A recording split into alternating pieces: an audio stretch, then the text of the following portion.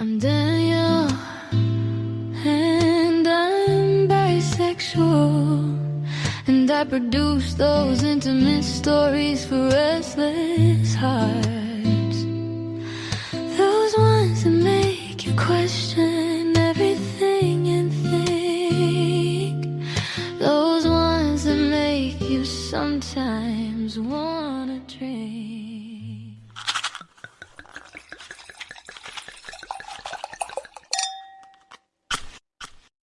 Welcome to another episode of the Amir McCoy Project audio drama podcast. I'm your host, Danielle. Thank you so much for joining me this evening. If you've missed it, here's your chance to catch up on AJ. This is the entire play in one place. We hope you've enjoyed this program. If you have, please feel free to subscribe and share. Seriously, it makes the candle burn brighter. Until next time, peace and blessings to everyone. This is your host, Danielle, saying farewell for now. So here we are, back in Paris, the city of romance. What if, instead of enjoying your life, you discover, a bit later on, that you've just been performing, that you've been putting on a show that you hope others will admire? What if you've been living for other people's approval for so long that when you finally meet the man of your dreams, it all seems impossible? Antoine and Julien have been married for 20 years. They've raised kids. They've been living on this sweet, highly artificial validation of others their whole lives. But they've always known, always, since the very beginning. There are hours in a man's life that do not announce themselves until much later. Hours that seem ordinary as they unfold, yet leave fingerprints on everything that follows. Julien often wondered in the years afterward whether the moment he first met Antoine had already set the world slightly off its axis. He had walked into the gallery on a rainy Thursday, umbrella dripping, shoulders tense from the week. Antoine had been standing before a portrait of a woman staring at her own reflection, as though caught between two selves. Julien remembered thinking he'd never seen someone look at art the way Antoine did, with an ache, a longing, as though searching for a version of himself hidden in the brushstrokes. They exchanged only a nod, then a few words about the artist. But even then, before the dinners, before the stolen glances, before the quiet hours and the terrible choices, Julien felt something shift. A small, quiet gravity. He didn't yet know it would follow him home, that it would reshape his life, that it would destroy it, or that it would save him.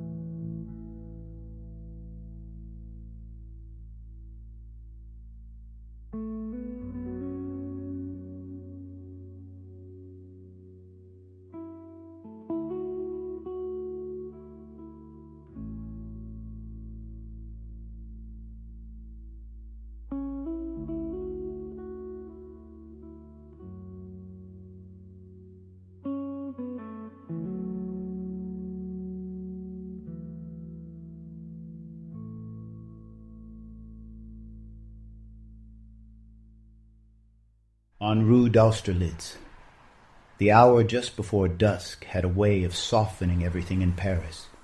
Edges, tempers, truths. The pale curtains breathed in and out with the rhythm of the warm evening breeze, glowing amber in the fading light. Dust hung in the air like tiny, drifting confessions, too light to fall. In the center of that gilded quiet stood Julien. He pressed a cigarette to his lips with the air of someone trying to keep his hand steady, the ember glowing briefly against the dim room. The smoke curled upward, dissolving near the open window. Outside, the murmur of the street rose and fell like the tide, distant, indifferent. Behind him, Antoine watched. He had arrived only minutes earlier, though Julien hadn't turned to greet him. Antoine stood barefoot on the creaking wood floor, shirt forgotten somewhere on the way in, wearing only a dark blazer that hung open over his bare chest. He looked like a man who had rushed out of a life he wasn't sure he wanted back. Do you ever put it out, or does it just burn itself to death? Julien didn't answer. He took another slow drag, eyes fixed on the window, on rooftops washed in honeyed light, on anything but the man behind him. Antoine had seen him like this before.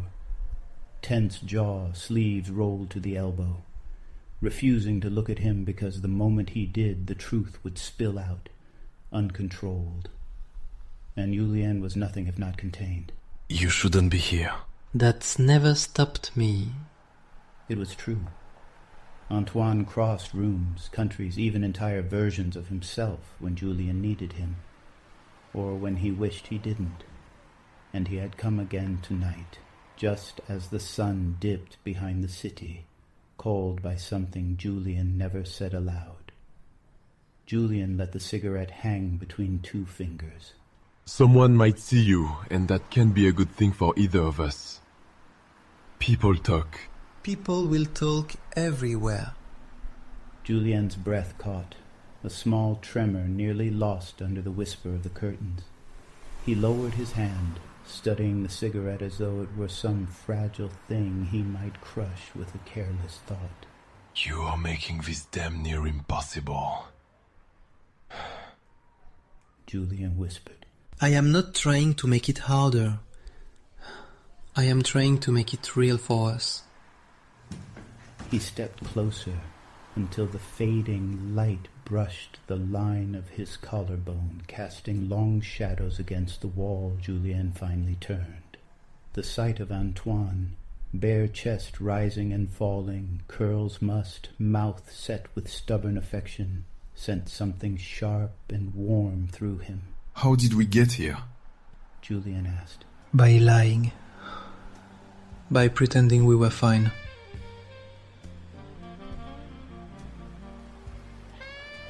By staring at each other across dinner tables with our wives and never breathing a word. A muscle flickered in Julien's cheek, as if the truth had struck him physically. Antoine reached out, not touching him, not yet, just letting his hand hover near Julien's arm, close enough to feel the heat of him. You left your shirt on the chair. Julien said quietly, as though that observation alone might anchor him. And you, sir, left your heart on the table the night I met you. I have been trying to give it back ever since. Julien's breath shook. The cigarette finally slipped from his fingers, landing soundlessly on the wooden floor. Neither man moved to pick it up. The sun dipped lower, leaving only the amber glow of the room, the hush of the street below, and the weight of everything they had not said. Antoine stepped closer. Tell me to go, mon cher, and I will. Julien closed his eyes, but he didn't speak.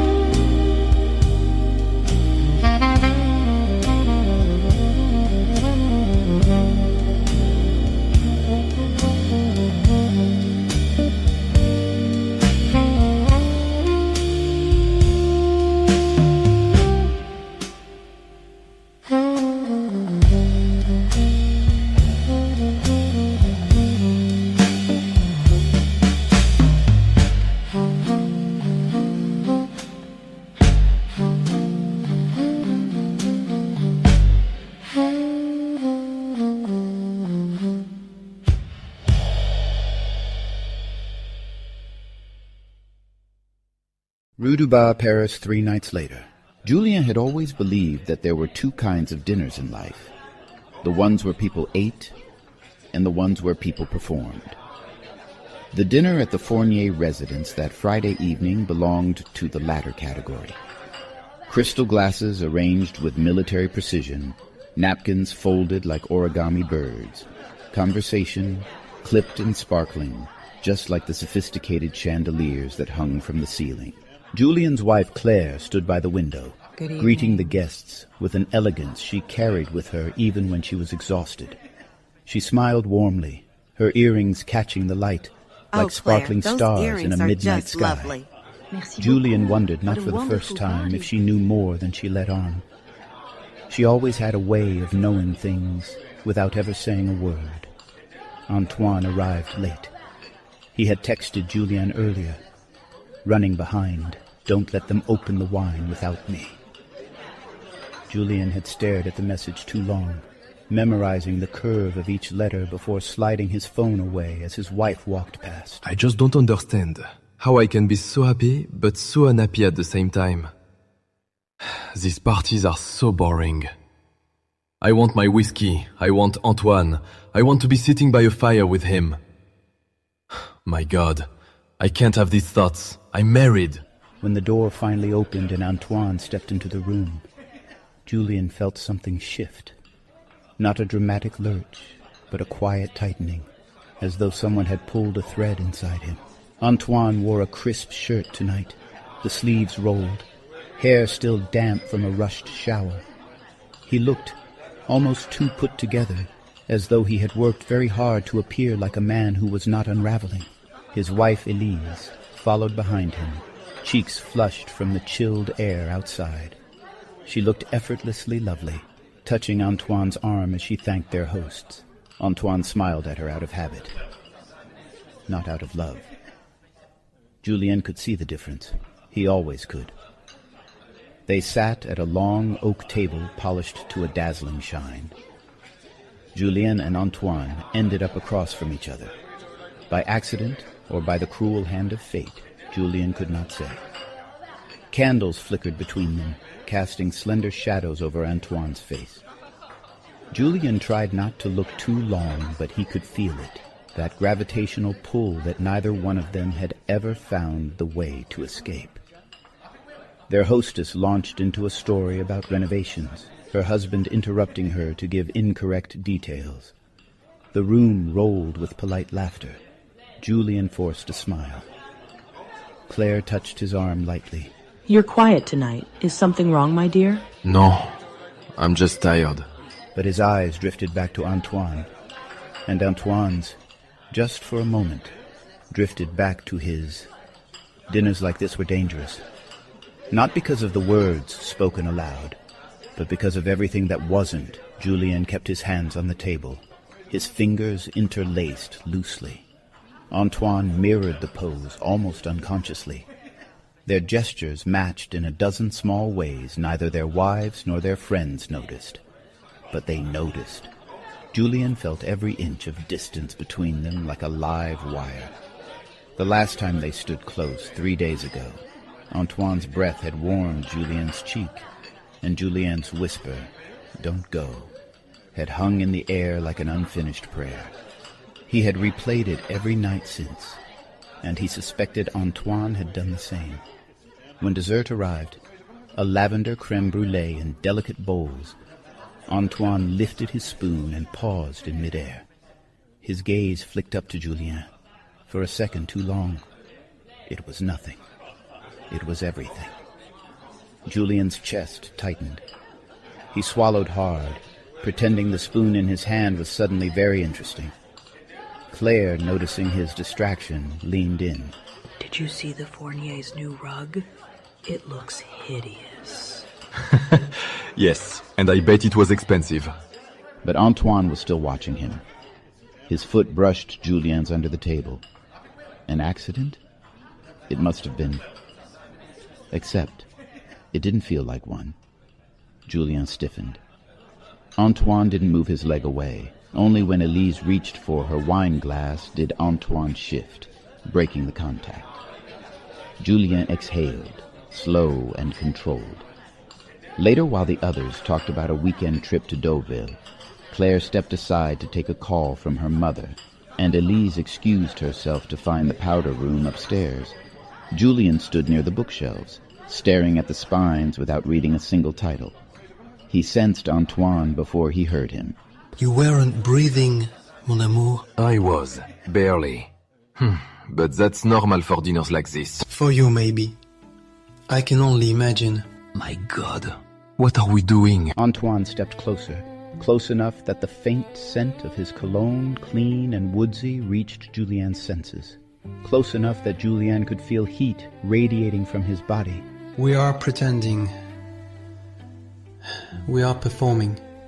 Just like always. Julien closed his eyes. My God, every minute feels like lying. That's because it is lying.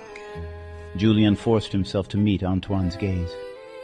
Antoine's expression softened, warm, pained, unguarded. You didn't tell me to go the other night. Julien's chest constricted. He hadn't expected him to bring it up. He hadn't expected him to remember it so clearly. I didn't have the strength. Do you want me to go now? It will kill me, but I would do it if that's what you want. Julien's breath trembled. Before he could answer, footsteps approached. Elise's laughter chimed from the hallway. Claire's heels clicked against the hardwood as she returned. The room brightened with chatter and movement. And just like that, the moment slipped away, like it always did, like it always would unless one of them finally broke the pattern. Antoine stepped back, masking everything with a practiced smile. But Julien saw it, the hurt, the longing, the exhaustion of living two lives. When they left the party, the air outside was sharp and cold. Antoine held the door for Elise, who wrapped her arm around his. Julien watched the gesture, the casual intimacy, and wondered how such things could coexist with the truth he had seen in Antoine's eyes.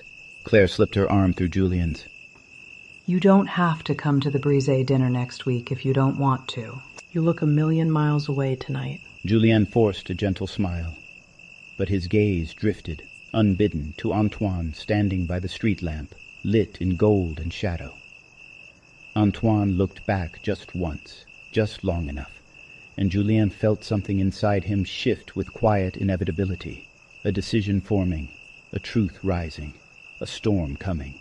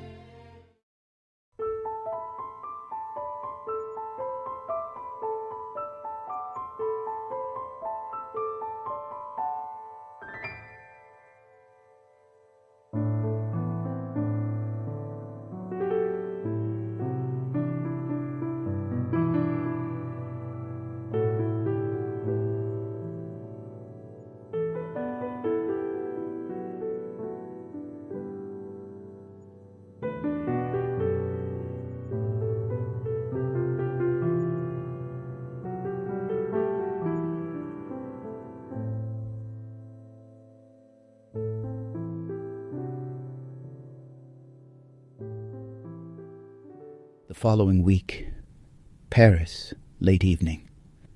Julien had always hated the moment after returning home from a dinner party. The silence as he removed his shoes, the sudden absence of voices, the return to a life he had chosen long before he understood what choosing really meant. Tonight, the silence felt heavier than usual. Claire headed upstairs to change out of her dress. Julien paused in the entryway, staring at the faint imprint her heels had left on the rug.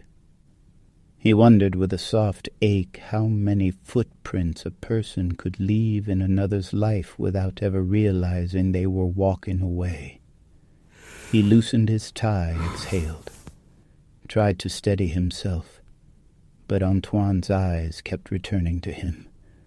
Those long, searching looks across the dinner table, that brush of a leg that wasn't an accident, those few stolen words by the bookshelf. You didn't tell me to go. No, he hadn't.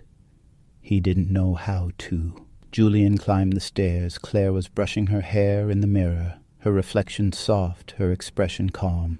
How was your mother? Dramatic, and only 90% necessary.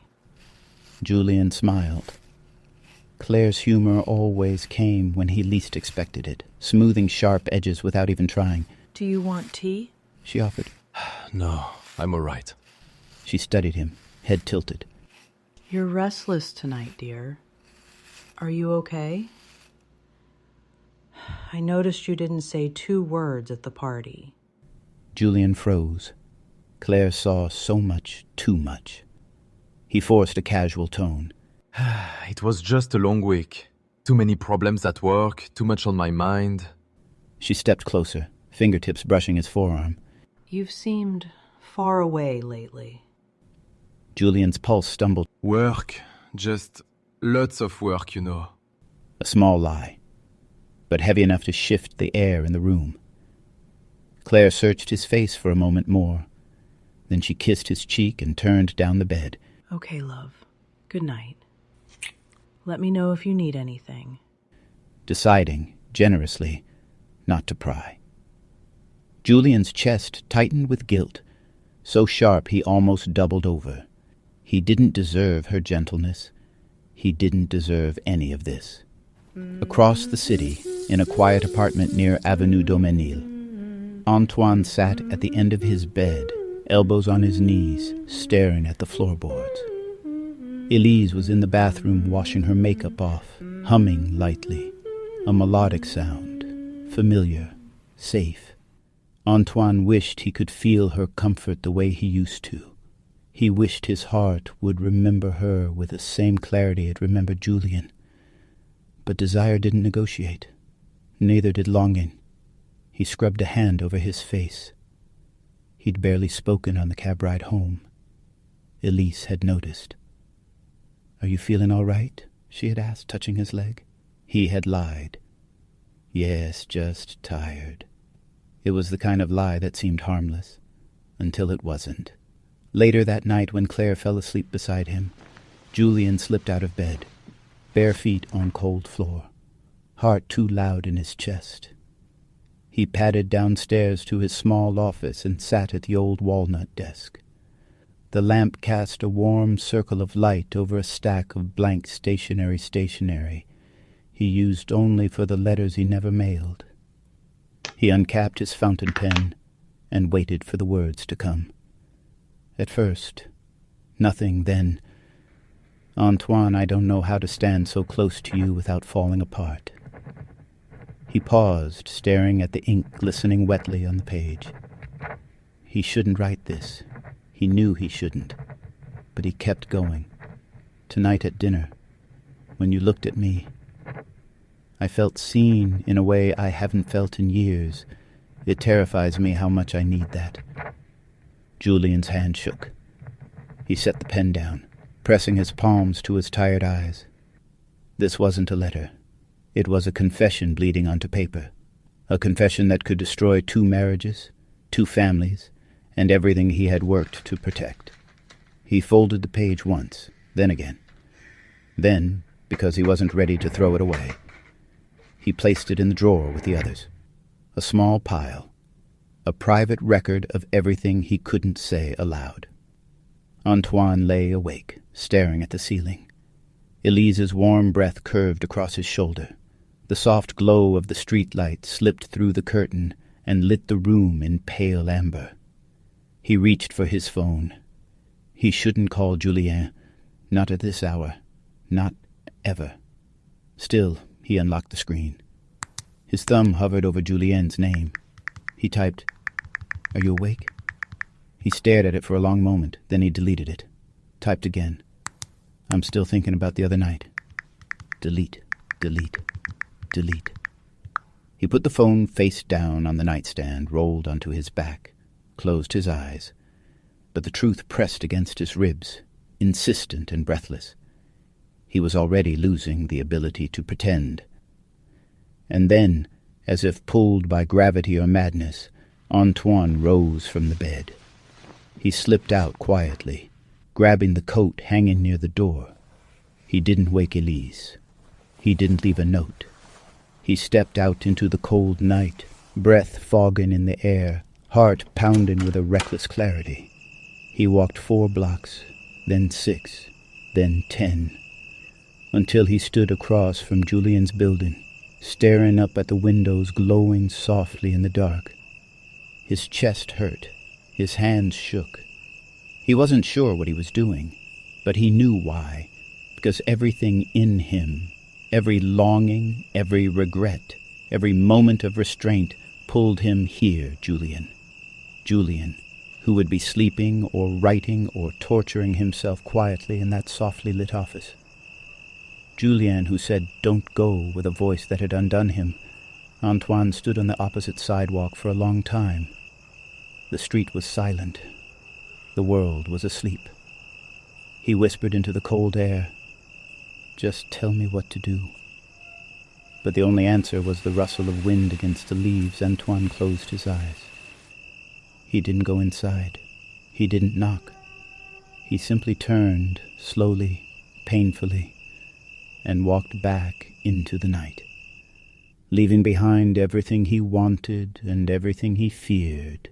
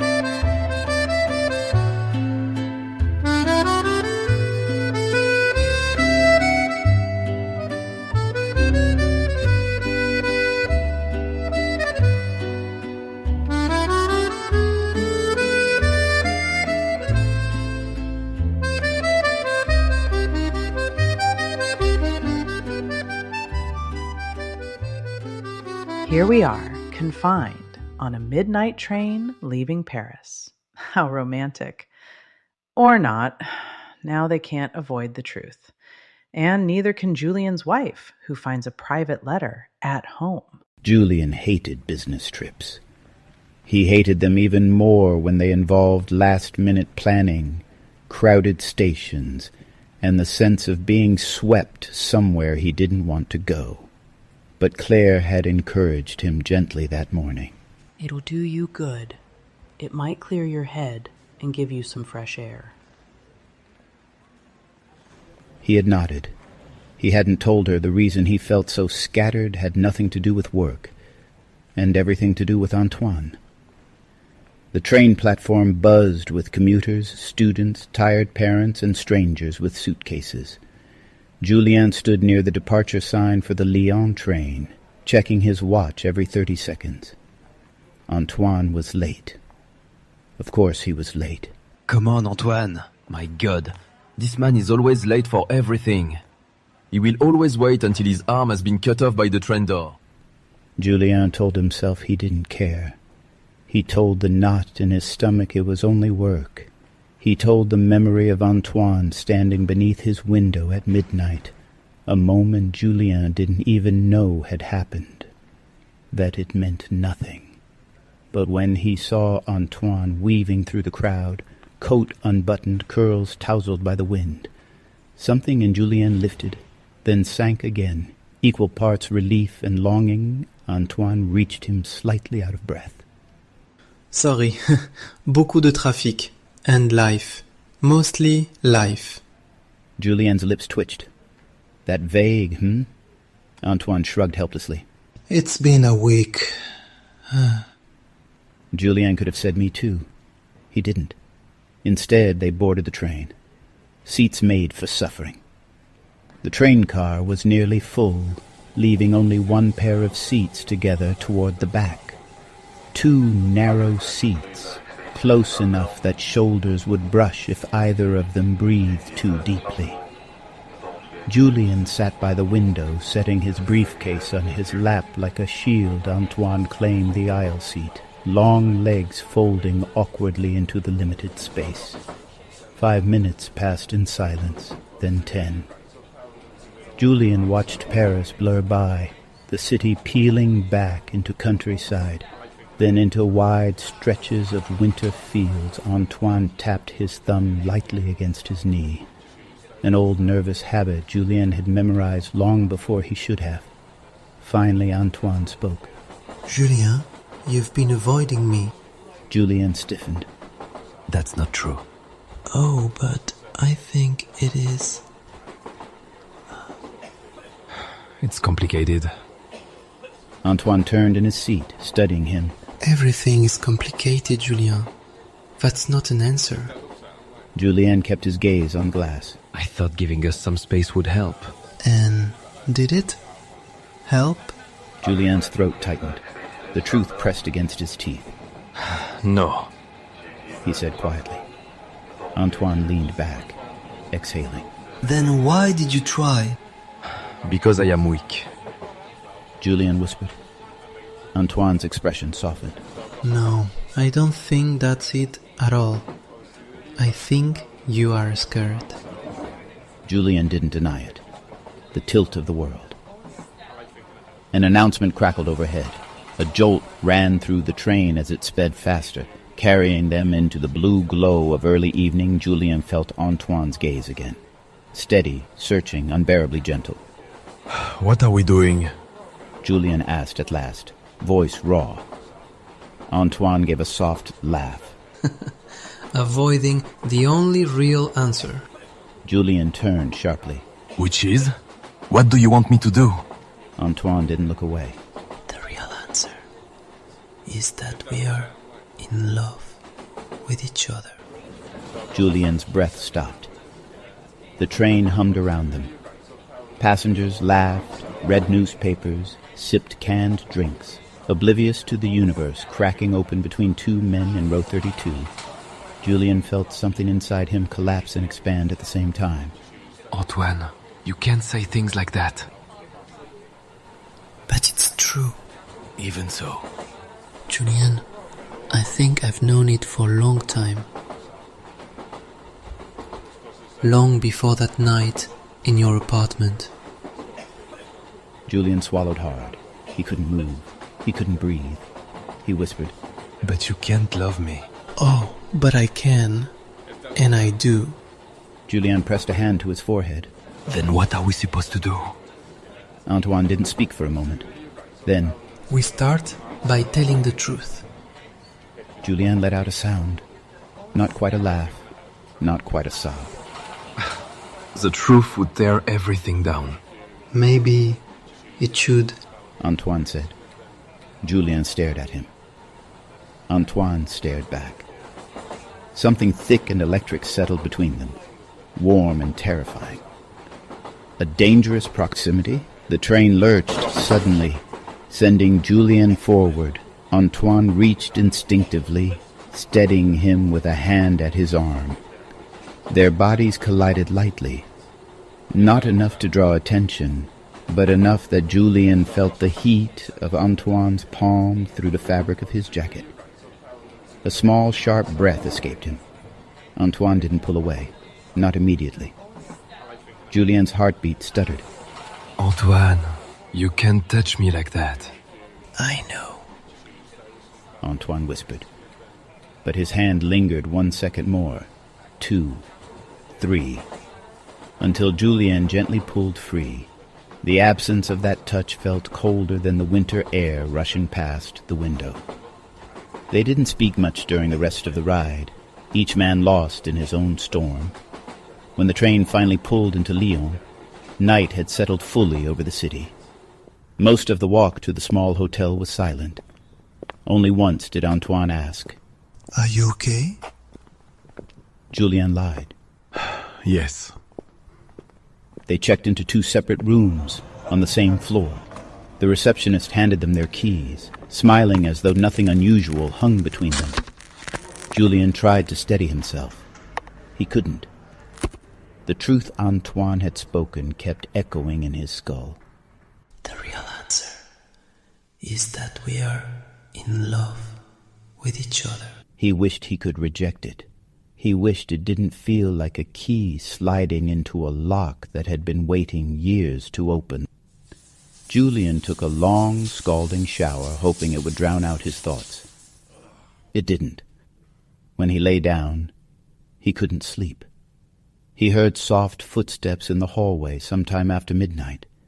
He knew without question it was Antoine. He knew because he felt it. There was a pause outside his door. A breath. A hand that didn't knock. Julien whispered into the dark, Just come in. But Antoine couldn't hear him. Or maybe he did. Maybe he chose not to. After a few long, painful seconds, Julien heard the soft sound of footsteps fading away. He closed his eyes and pressed his fist to his mouth to keep from calling out. The quiet between them tonight was unbearable.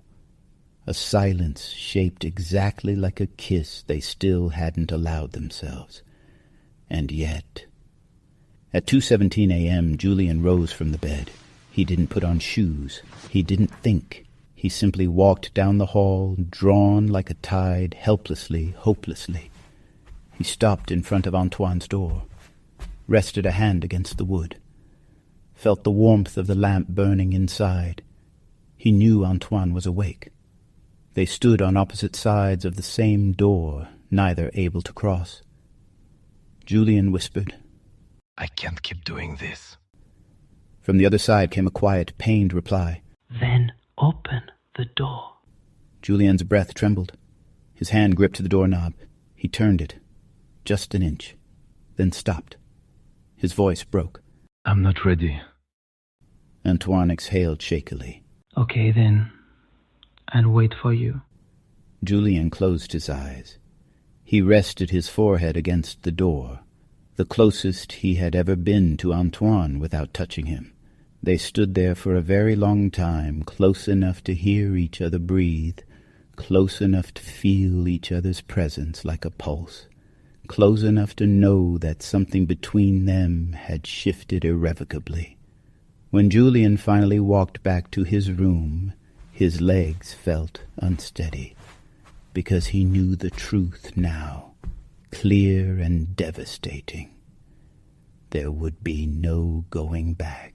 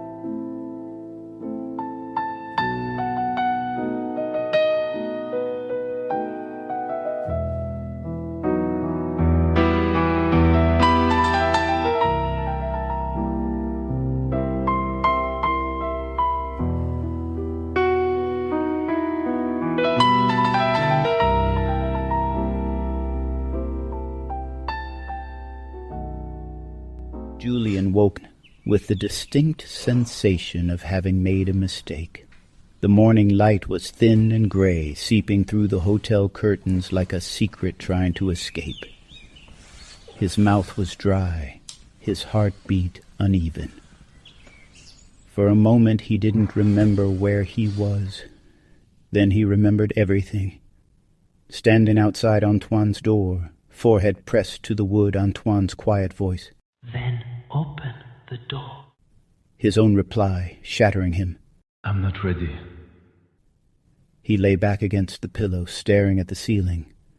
Readiness was irrelevant. Desire didn't ask for permission. A soft knock startled him. He sat up quickly. But it wasn't Antoine. It was housekeeping. Bonjour. C'est l'entretien des chambres. L'hôtel est en travaux et on doit commencer, d'accord? Oui, d'accord. Julian exhaled, embarrassed at himself. He washed, dressed, and headed down to the lobby, praying his face didn't betray the night he'd lived, the choices he hadn't made, the ones he wanted to make too badly. Across the lobby, Antoine was already seated on a lobby couch, dark coffee in hand, flipping through emails. He looked composed, almost effortlessly so. But Julian noticed the tightness around his mouth, the faint tremor at the edge of his fingers, signs only he would notice. Their eyes met. The world narrowed. Antoine stood. Bonjour. He said softly, with a gentleness that made Julien's chest ache. Bonjour. Julian replied, avoiding the warmth in the word. They walked to the conference center together. Close enough Julian could feel the heat of Antoine's body, far enough to pretend they were only colleagues. It was a lie they both wore like a suit. The presentation work was a blur of numbers, slides, handshakes. These numbers are the best we've ever seen. You can see here that we produce quality because the results are fantastic. I need coffee. Julian's work with the quality assurance Moi agents aussi. has been excellent, and Antoine has really added a magical touch with executive leadership to ensure a cohesive experience.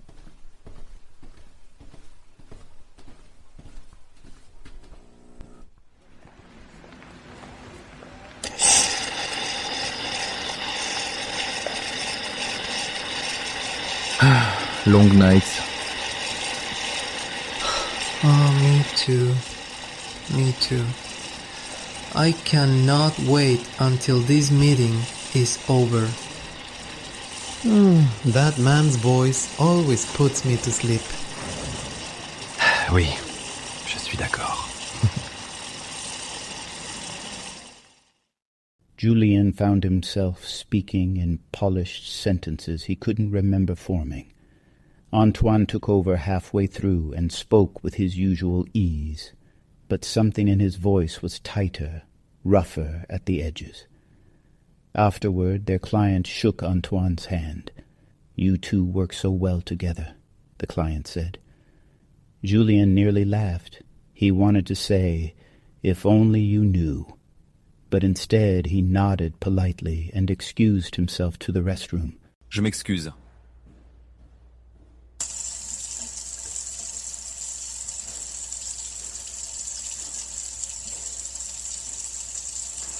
You're unraveling. Don't.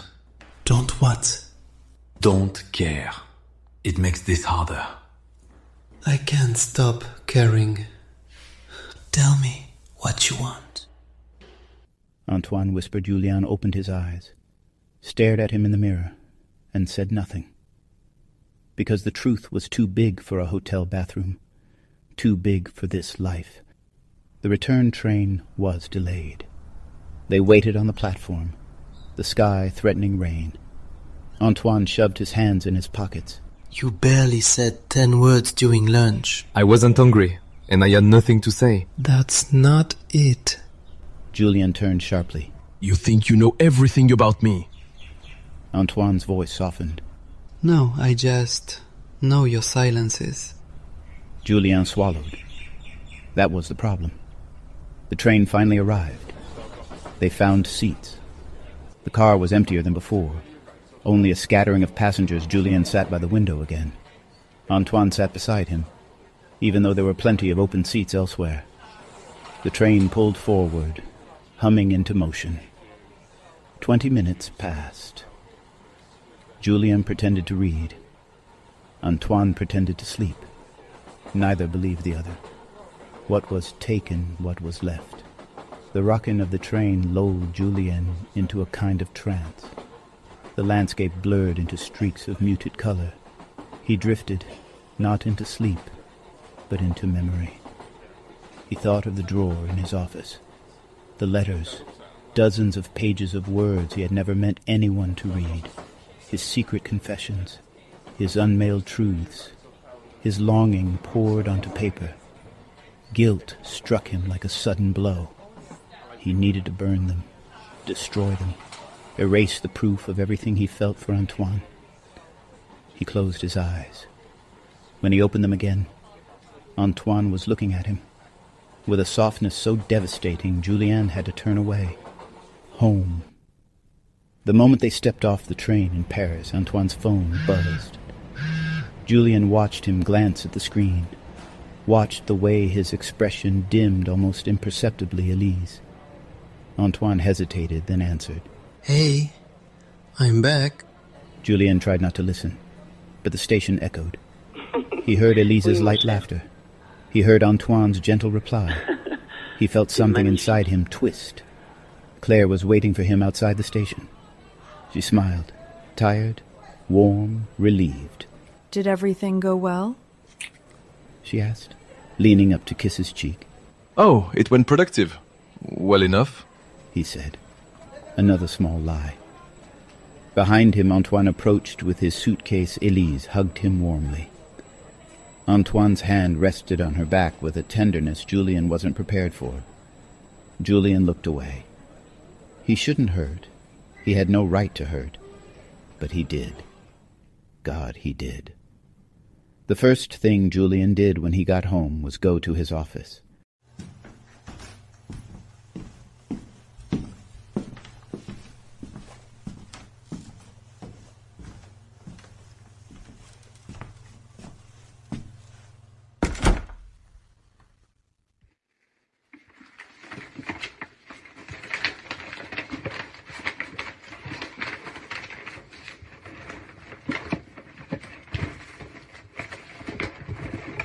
Oh my god, Julien, you're so stupid. Why would you write it down? You fool. Shit.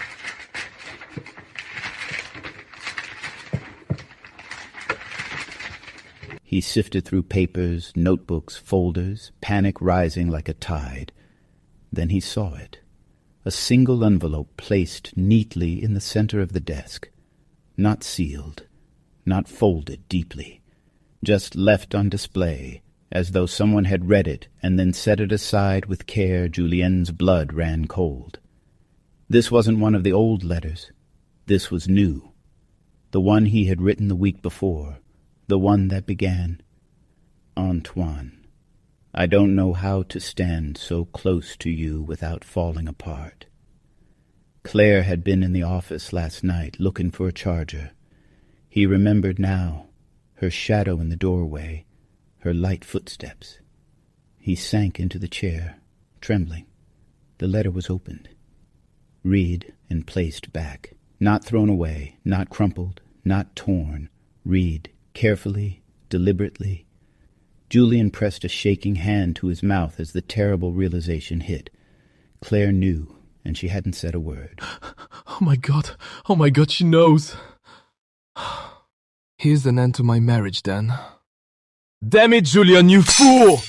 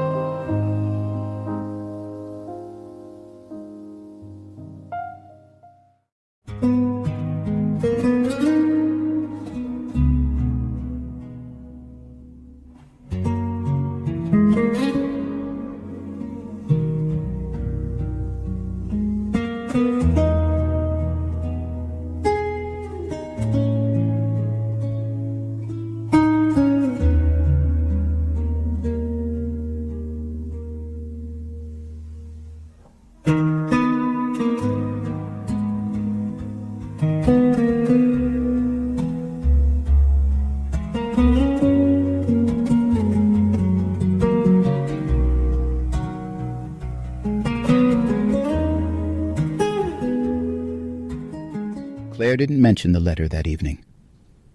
Not during dinner. Not while loading the dishwasher.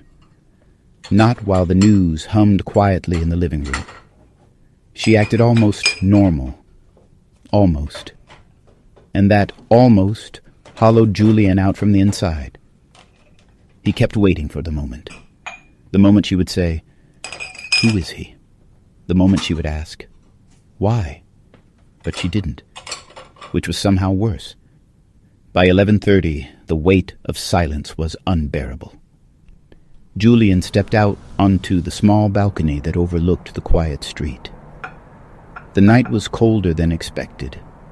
A stray breeze rustled the leaves of the potted rosemary plant Claire kept forgetting to water. Julian lit a cigarette. He hadn't smoked at home in years. The first drag steadied him just enough to remember how unsteady he was.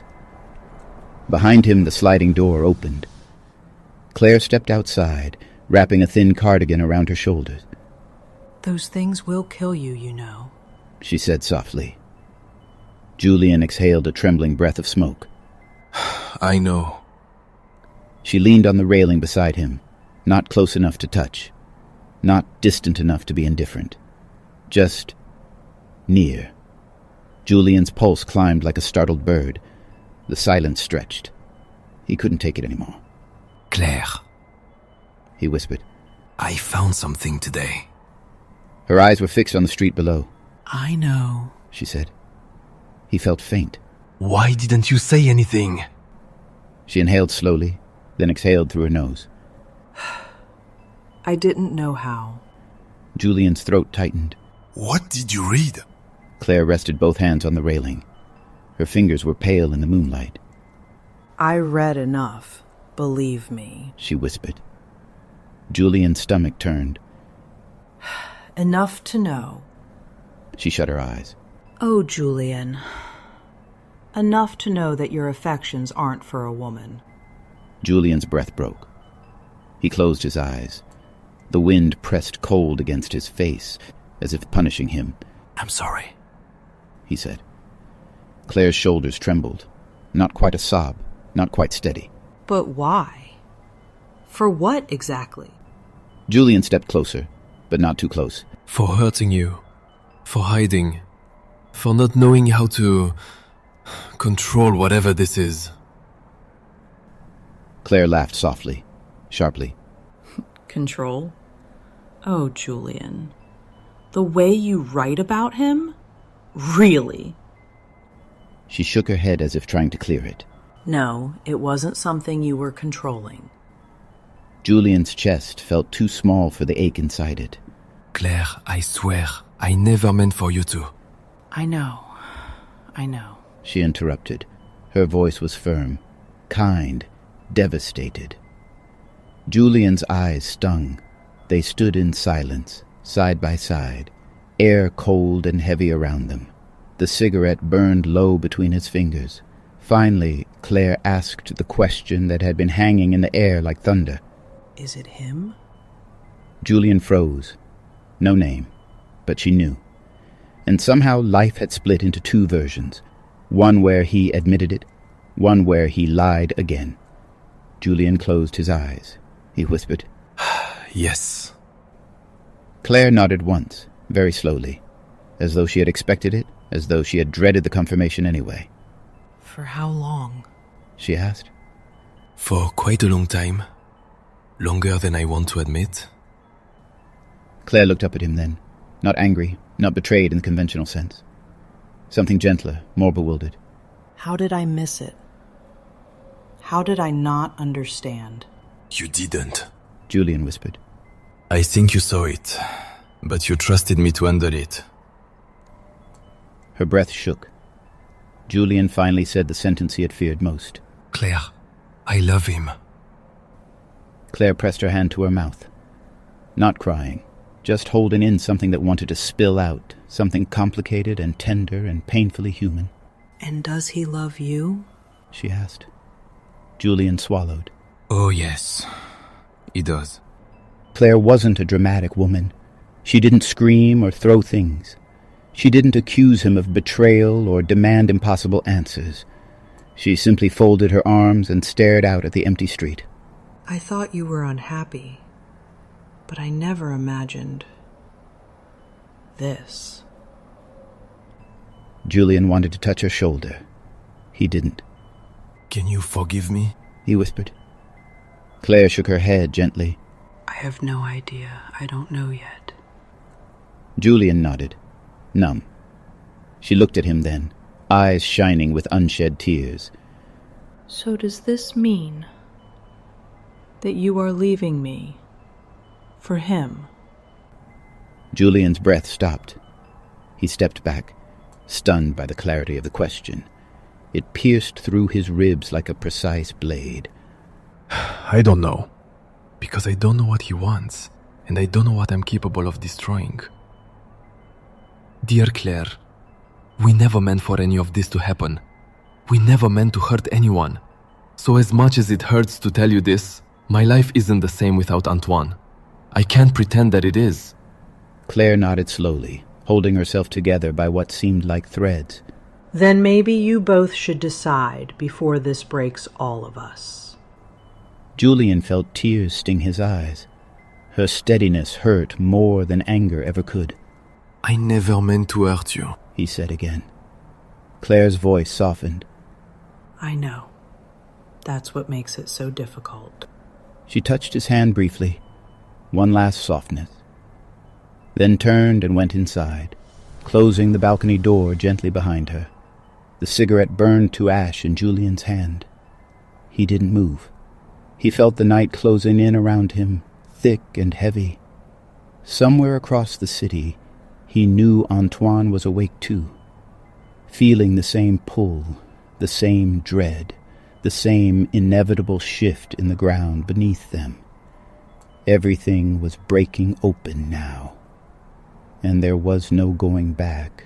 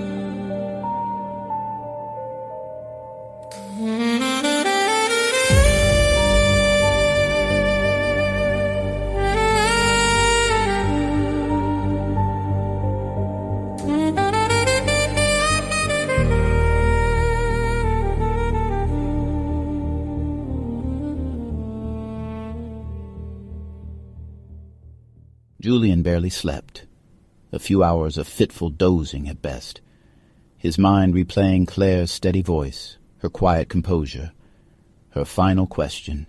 So does this mean that you are leaving me for him? By morning, the apartment felt different. Not broken, not hostile, just shifted, like furniture moved a few centimeters while you slept. barely noticeable unless you knew every inch of the room. Claire didn't avoid him. But she didn't look at him long either.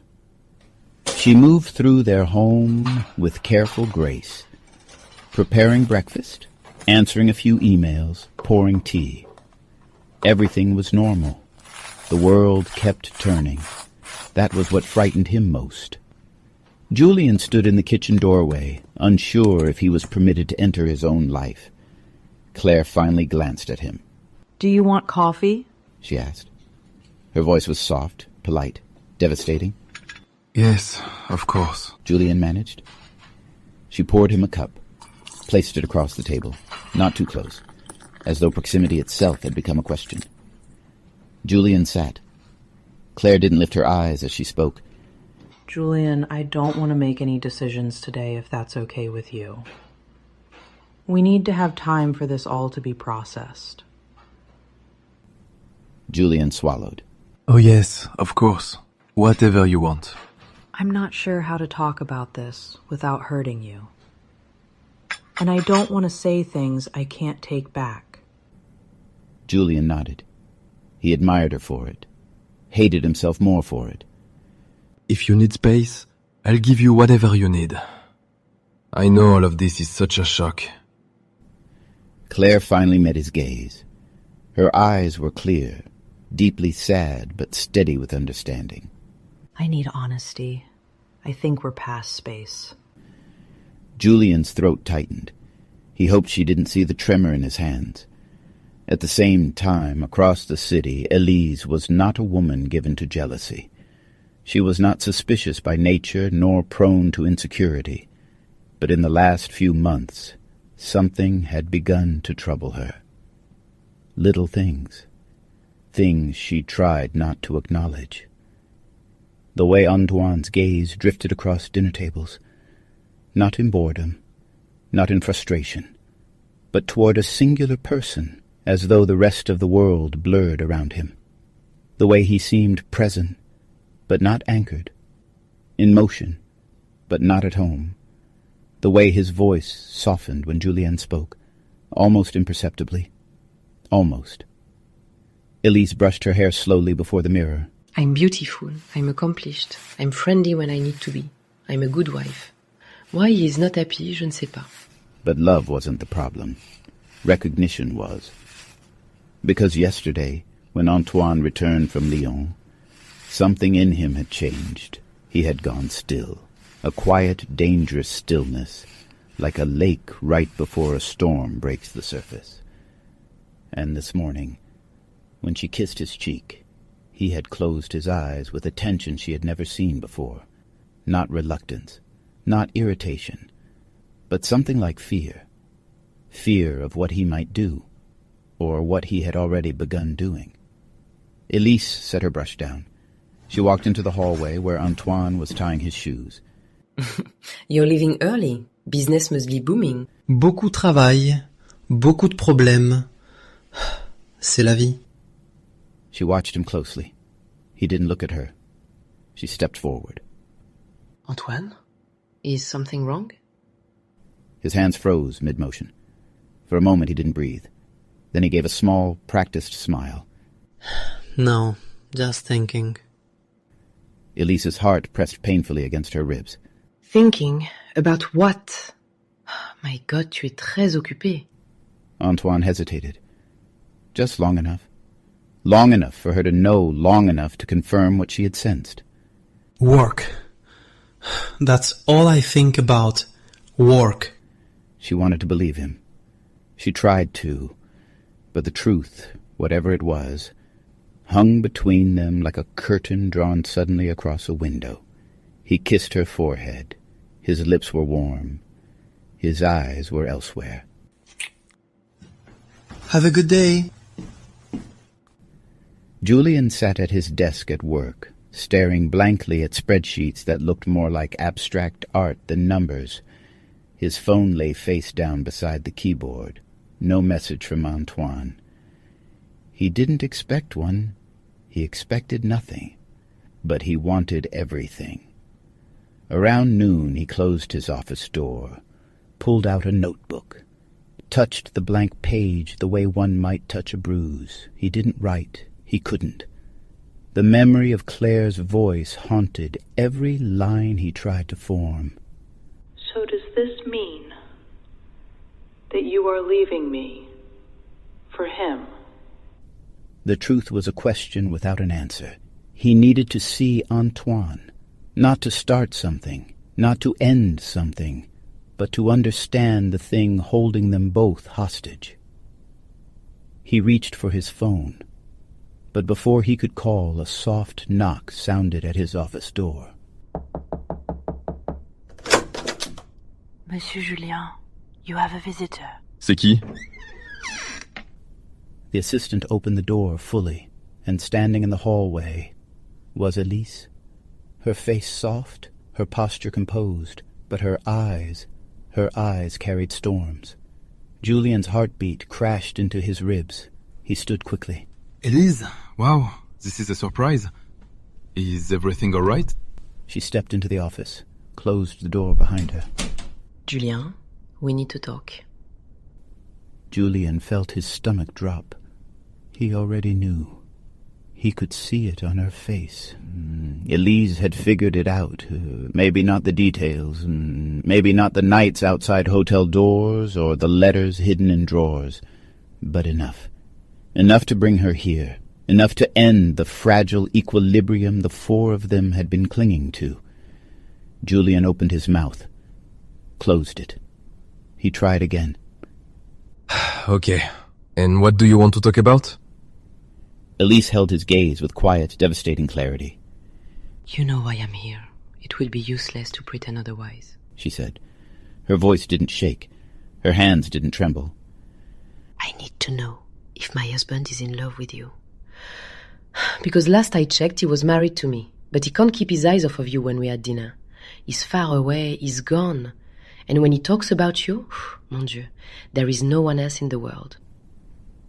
Julian's world tilted. Everything inside him went very still. He couldn't breathe. He couldn't lie.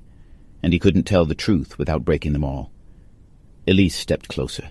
S'il vous plaît, no more pretending. Julian felt tears threaten.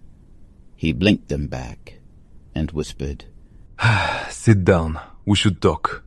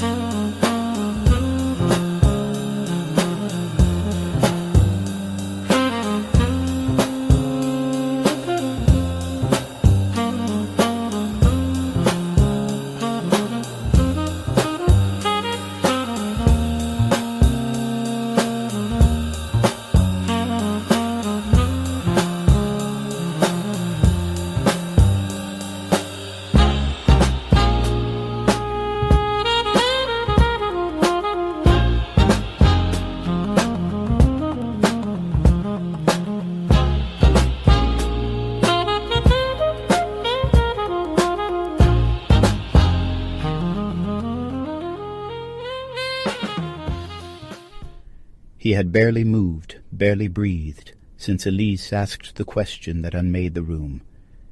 Is my husband in love with you? She sat across from him now, back straight, fingers intertwined tightly in her lap. She looked calm, but her eyes held something raw beneath the surface. Julian sat opposite her, unable to find a comfortable position. There was no comfortable position for a moment like this. We never meant to hurt anyone. Oh, I think that's already happening. I'm sorry. For what? What exactly are you apologizing for? Julien, Is Antoine in love with you? I think so, yes. And you? Are you in love with him? Oui, je suis amoureux de Louis. After a long, trembling silence, she lowered her hand and said, with a steadiness that broke his heart, Do you know, I would have preferred an affair with a woman rather than this. Me too. This doesn't feel malicious. It feels like it grew when none of us were watching. For how long? For quite a long time. But we've never done anything physical. My God, in some ways that's even worse. Julian closed his eyes. He knew she was right. Love without consummation was fire without oxygen. It didn't burn out. It just waited. A knock at the door made both of them flinch. Julian's heart slammed against his ribs. The door opened, and Antoine stepped inside. He froze when he saw Elise, then froze again when he saw Julien sitting across from her with red-rimmed eyes. My God. Hello to you too. What are you doing here? Oh, I know all about it. Now what? That you are in love with him. Please. No more lying. He looked at Julien, eyes wide, the truth written openly in them now that it was too late to hide. Julien, does she... Yes. I came here for answers, and I got them. I never meant to hurt you. I know, and that's what makes this so complicated. Elise, I will always love you. But... Don't say anything else, merde. I've heard enough.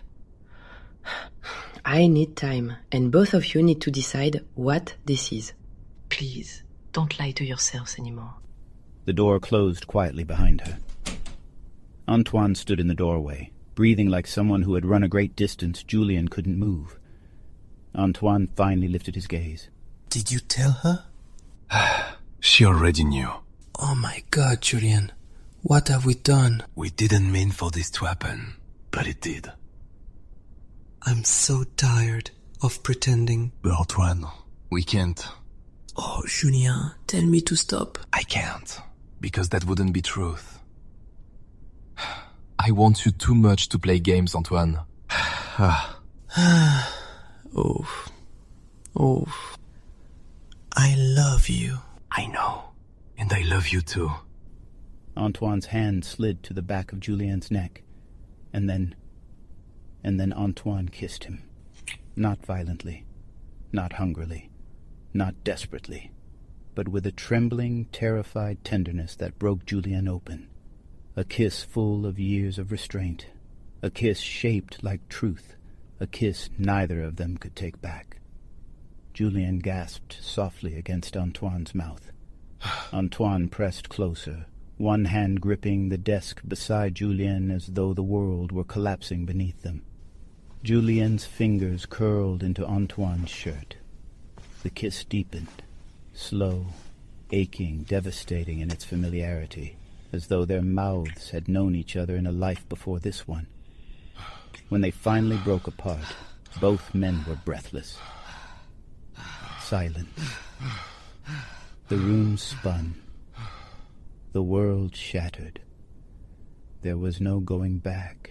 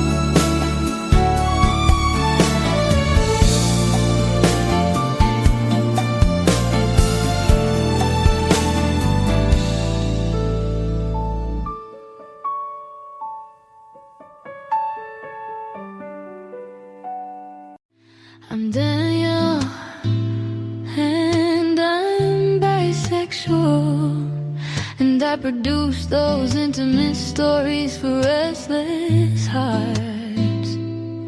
Those ones that make you question everything and think.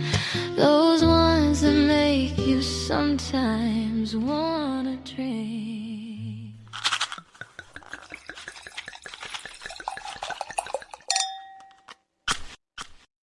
Welcome to another episode of the Amir McCoy Project audio drama podcast. I'm your host, Danielle. Thank you so much for joining me this evening. Now we return to the story of Julian and Antoine as they begin to sort out their lives in a cozy hideaway across town.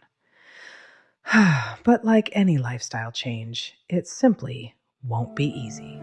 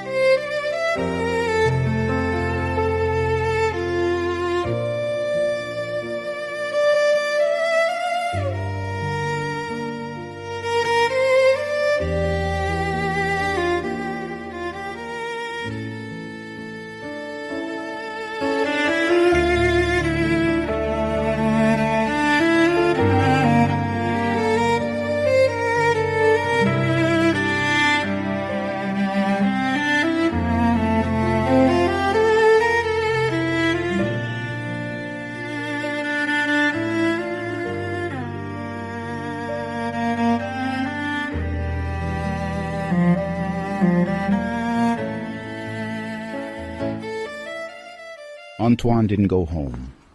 Not that night. Not after the kiss. Not after the truth burst open like a wound they couldn't pretend wasn't bleeding. Julia didn't go home either. He tried. He truly tried. He made it all the way to the elevator of his building, pressed the button for his floor, leaned against the mirrored wall, and felt his chest collapse. He saw Claire's face, her steadiness, her heartbreak, her plea for honesty. He saw himself walking inside, pretending to be a husband still capable of offering half a heart. He couldn't do it. He let the elevator climb, let it reach his floor, let the doors slide open. But he didn't step out. He pressed the button marked RDC, descended back to the lobby, and walked into the cold Paris night like a man fleeing his own ghost. He didn't text Antoine. He didn't call. He just walked. But he knew, down to his bones, where he was going. The place they never mentioned aloud. The apartment in Belleville wasn't theirs. Not really. It belonged to an old colleague of Julian's who had left for Marrakech for 6 months, leaving the keys with Julian, in case you ever want to get away from the noise. Julian had never used it, not once, not until now. He wasn't sure why this was the place he went, only that it was far enough from both their homes to feel like neutral ground, a place untouched by either life, a place for truths that didn't fit inside marriages or meetings or dinner parties. Julian climbed the stairs, 3 flights, narrow, uneven, creaking like old bones, and unlocked the door. The apartment was tiny, a single room with tall windows, a small balcony, a worn sofa, a narrow bed tucked behind a half wall. Dust motes drifted through the air like suspended moments. Julian flipped on a lamp. Warm light spilled across the room, empty, silent, waiting. He sank onto the sofa, buried his face in his hands, and let out a sound halfway between a sob and an exhale. He didn't know how long he sat there. Long enough that when someone knocked, soft, hesitant, he knew it wasn't luck. Antoine stood in the doorway, eyes red, breath visible in the cold hallway. You came, Julian whispered. Antoine nodded. So did you. Julian swallowed. How did you know where I'd be? Antoine stepped inside, closing the door behind him. Because this is where I would go. Julien's breath trembled. Antoine walked toward him slowly, like approaching a wild animal afraid of being touched. But Julien wasn't afraid. He was undone, completely. The distance that disappeared. Antoine sat beside him on the sofa, close but not touching, not yet. The silence was thick, their breathing the only sound. Julien stared at the floor. I kissed you, he whispered. Though it was a lie, Antoine had kissed him first. But Julien had kissed back. Antoine's voice was rough. We kissed each other. Julien nodded, chest aching. That wasn't supposed to happen, but it did. Julien closed his eyes. I don't want to hurt anyone. Not Claire, not Elise, and certainly not you. Antoine exhaled sharply. You are hurting all of us by pretending this isn't real. Julien looked at him then. Really looked. Antoine's hair was a mess from the wind. His coat still dusted with cold air. His eyes tired, hopeful, terrified. Julien whispered. I'm scared. Antoine's voice softened. I am too. They looked at each other for a long, breathless moment. Then Antoine reached out. Slowly, gently, like he was touching something sacred. He placed 2 fingers beneath Julien's jaw, lifting his face with exquisite care. Tell me to stop if you don't want this. Antoine, I can't. Because you are worried about how I will feel? Or because this is really how you feel about us? I'm just afraid of what this might do. But it's fine, sweet man. Just fine. Antoine closed his eyes for half a second. A prayer, a surrender, then leaned in and kissed him. This kiss was different. The first had been trembling and desperate. This one was slow, deep. The kind of kiss that made time slip, that made the room tilt, that made the world outside irrelevant. Julien's hand slid into Antoine's hair. Antoine cupped Julien's face with both hands. They breathed each other in like oxygen, like absolution. When the kiss broke, Julien was shaking. Antoine, he whispered. Antoine rested his forehead against Julien's. We don't have to do anything else. Not tonight. Not ever. Just be here with me. Julien nearly collapsed from relief, from longing, from the overwhelming rightness of being seen and wanted exactly as he was. He spoke the words he'd been holding back for months. I've missed you, even though you were in the same room. Antoine let out a broken laugh full of ache. Oh God, me too. They sat like that, foreheads touching, breaths mingling, for a very long time. The first night, they didn't sleep together, not in the way that could be mistaken for conquest or escape. They simply lay on the narrow bed, fully clothed, facing each other in the lamplight. Antoine's hand rested lightly on Julien's waist. Julien's hand rested over Antoine's heartbeat. It was steady, warm, alive. Antoine whispered, If this is all we ever do, just this, it would still be worth everything. Julien felt tears slip silently onto the pillow. I don't know what happens now, he breathed. Antoine nodded. I don't either. But he brushed Julien's hair from his forehead and added, But I know I'm not letting you face it alone. Julien closed his eyes for the first time in months. He slept without nightmares. And when dawn crept softly through the windows of the small Belleville apartment, their hands were still intertwined.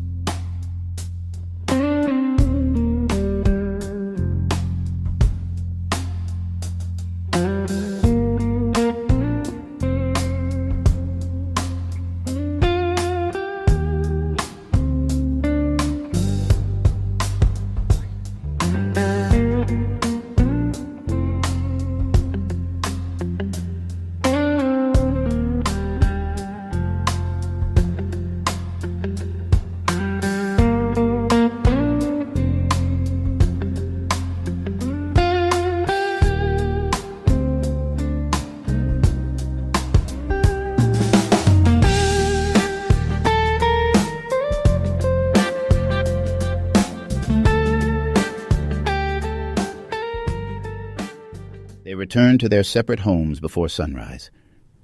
It wasn't planned. It wasn't discussed. They simply woke in the pre-dawn hush, hands still linked, hearts still beating in the same unsteady rhythm, and knew they couldn't stay. Julian sat up first. The room spun lightly from sleep, from emotion, from the enormity of what had happened. Antoine watched him, eyes still soft from the night. Is it morning already? He whispered. Julian nodded. Oui, mon cher, c'est le matin. Antoine sat up beside him, rubbing the back of his neck. For a moment they said nothing. Then quietly, Do you regret anything? Non, mon amour, pas du tout. Moi non plus. They dressed in silence. Not the cold, awkward silence of wrongdoing, but the kind that comes after truth. A fragile, sacred quiet. Before they left, Antoine reached for Julien's hand. Jusqu'à ce soir, mon amour? He asked softly. Julien hesitated, then nodded. Oui, bien sûr, mon amour. He entered the apartment quietly. Claire was awake, sitting at the kitchen table in her robe, hands wrapped around a mug of tea gone cold. She looked at him, not angry, not relieved, just bracing. You didn't come home last night. Julien swallowed. I'm sorry. Claire nodded, absorbing the apology like water on stone.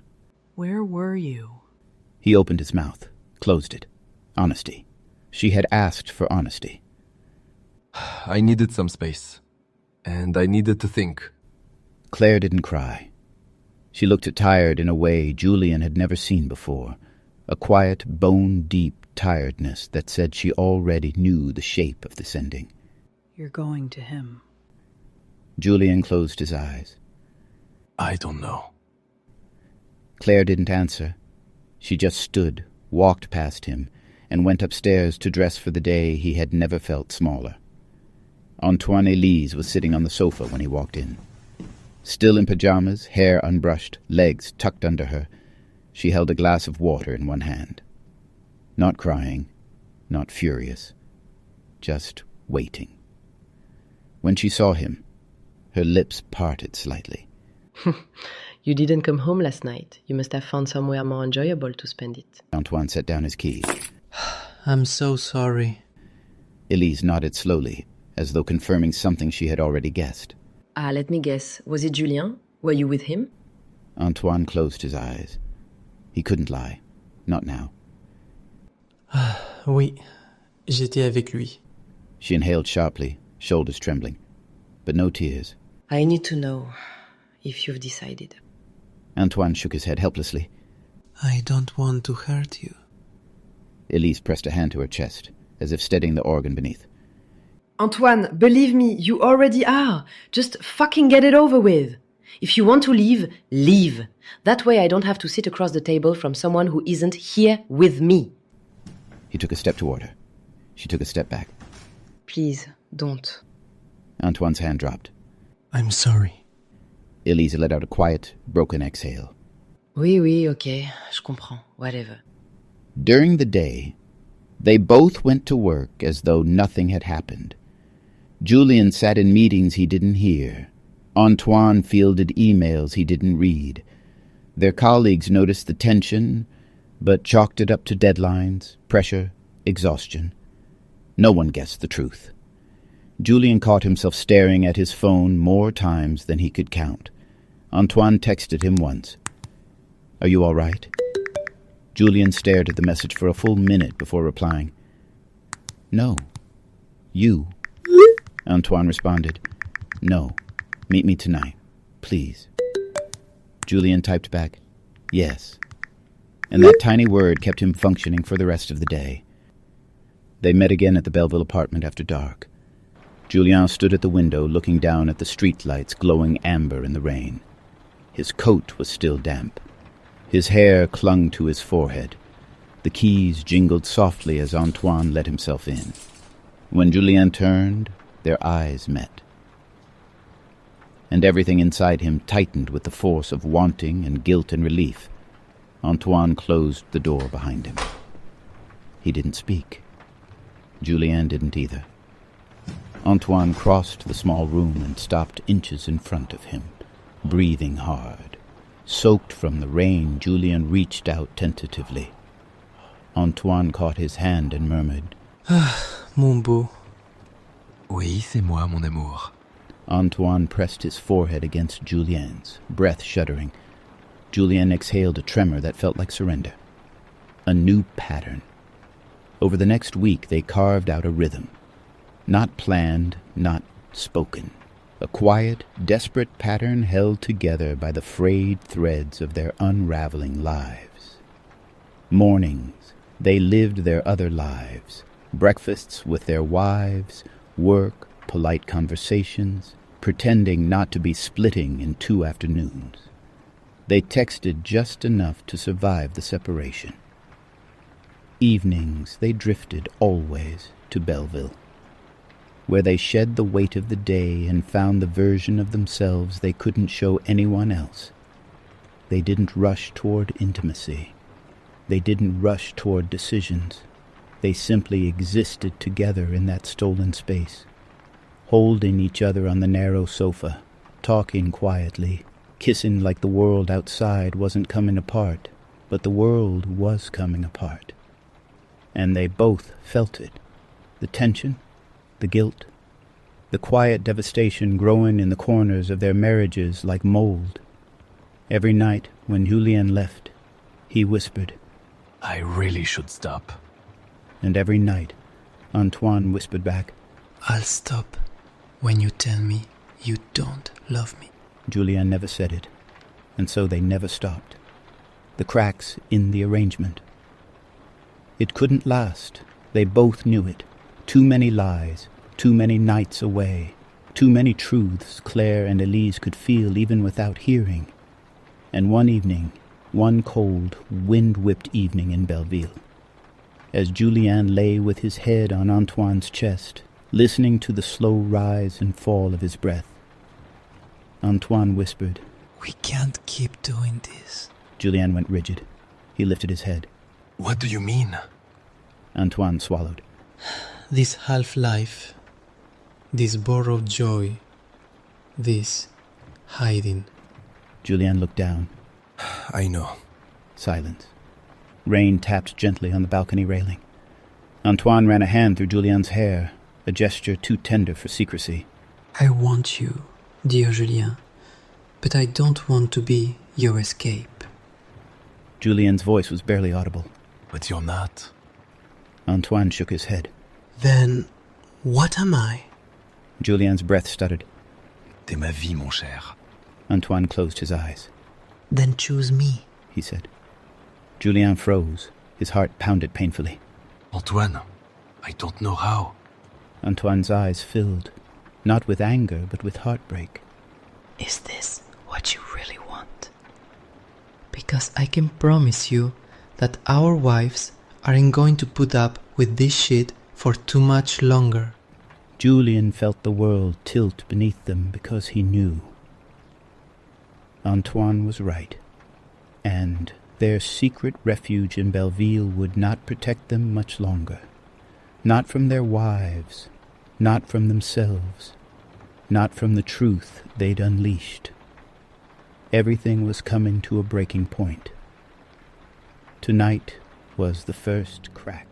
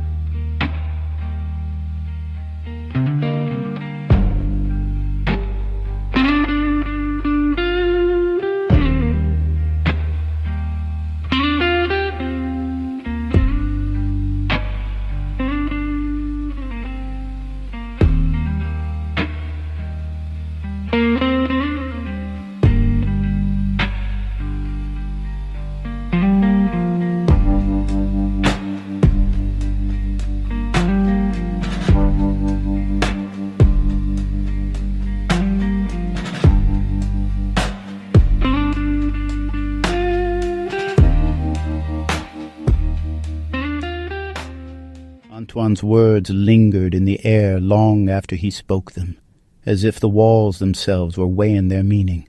Then choose me. Julien lay beside him, breath shallow, heart pounding against the cage of his ribs. He felt the gravity of that request settle over him like a new kind of silence, heavier, deeper, capable of shifting the axis of both their lives. He pushed up on an elbow. Antoine, you're asking me to do something that's impossible. No, Julien, I'm not asking you to do something impossible. You need to decide where you want to be, though. I know it's not easy. Nothing ever is. But I've always been crazy about you, and for me, that hasn't changed. For me, I want to see the sun rise and wake up with you in the morning. I want to watch the sunset with you when evening falls. If that's not what you want, please tell me. It's not that simple. Oh, but it is, my love. For me, it is. Listen to me. Don't misunderstand. I'm not forcing you to move in with me right away or to get married to me, but I want us to live honestly. If someone obligates you to love them or to do anything before you're ready, it never really works out in the end. Yes, you can stay and will stay some of the time, but there's always some resentment, so that any flame you felt for them suddenly goes out. They don't think it's wrong, but you know it is. I don't want you like that, sweetheart. Look at me. I'm not asking you to break everything all at once. I'm asking you to admit to yourself what you already know. I know. That we're in love. That this hiding, this sneaking away, this trying to exist in two lives is tearing us apart. Antoine's eyes were red-rimmed from exhaustion or longing or both. His curls were mussed from lying in the narrow bed, his shirt still wrinkled from earlier, his entire posture one of quiet desperation and fierce, fragile hope. What do you want me to say? Tell me you want me, and that you want a life with me. Say you want more than just a stolen night. Say you want us. Because I do, Julien. I want you in the morning light, not just in the dark. You want the impossible. Julien looked down, his hand clenched in the blanket. Antoine reached out, gently unfolding Julien's fingers with his own. No, I want courage. But you don't understand. I have responsibilities, a home, a marriage I promised to protect. So did I. And look where we are. That's not a justification. No, it's not. It's a reality. You love Claire, and I know that. But people can love more than one person. That doesn't make you a monster. I know, but acting on it does.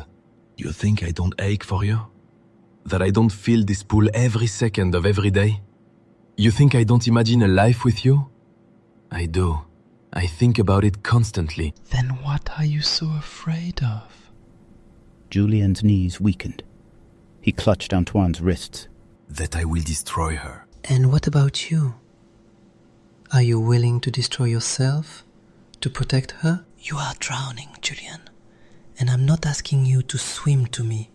I'm asking you to stop pretending you're not underwater. If you want me to just fall into your arms and choose you without reservations, I can't do it. Tell me you don't love me, and I'll believe you. Tell me you don't love me, and I swear to God, I will walk out that door tonight, and I will leave you alone. I'll disappear from your life if that's what you need. I can't. Then choose me, so we can have a life together and love each other honestly. I'm terrified. I'm terrified of ruining everything. Mon amour, you won't ruin everything. You lose something, yes. Maybe something important. Maybe something beautiful. But you'll gain a life that fits the truth of who you really are. And if Claire can't forgive me? Then you will grieve that love, and I will grieve it with you. But if you stay halfway between her and me, we will all lose you, and I can't watch you disappear.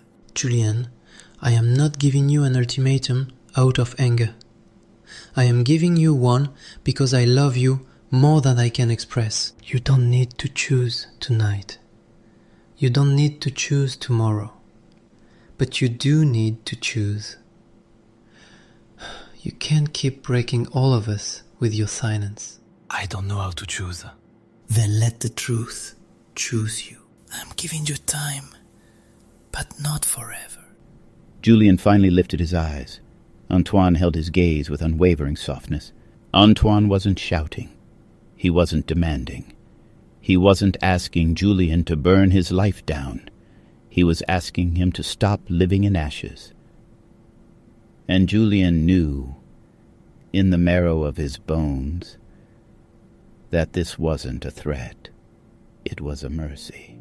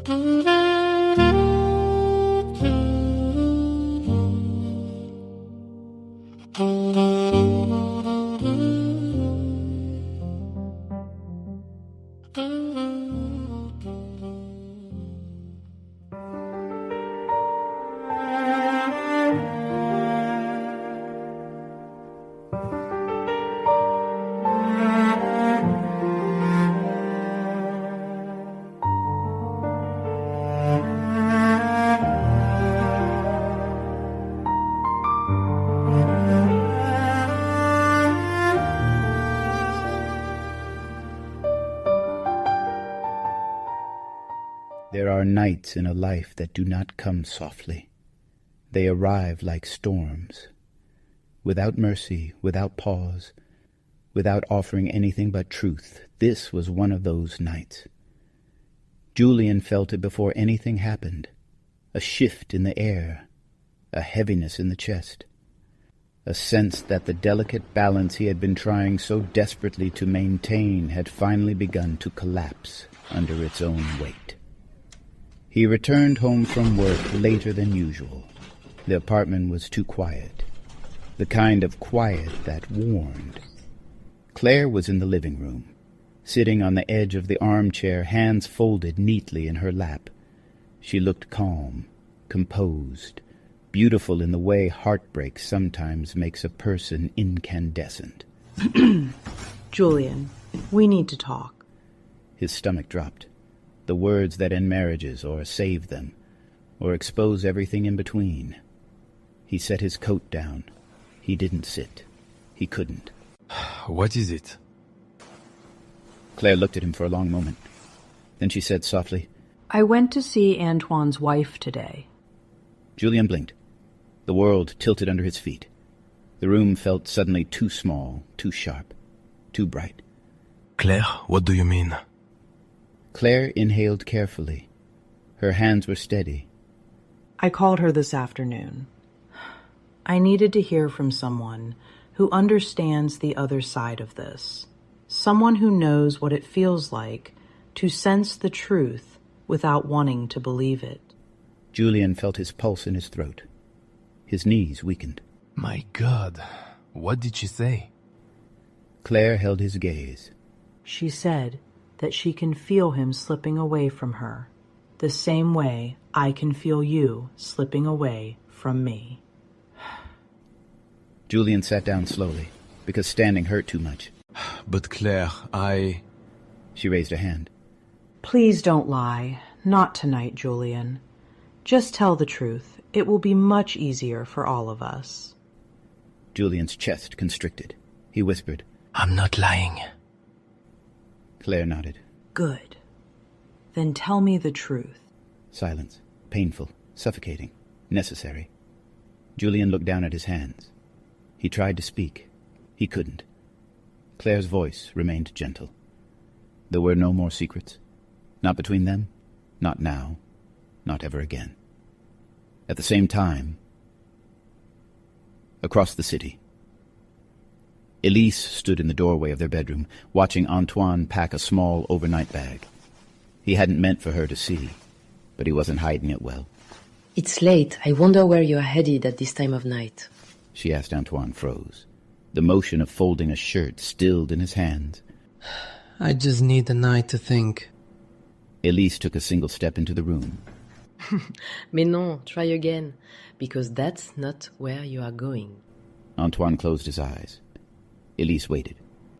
Elise, I don't want to make this any harder than it is for you. She swallowed hard. But you already are, by lying. He put the shirt down. Then he sat on the edge of the bed, shoulders slumped, hands clasped like a man bracing for impact. Please. Oh, what? Because I ask you where you're going? Well, shit, sorry. Just be honest with me. Are you going to see him?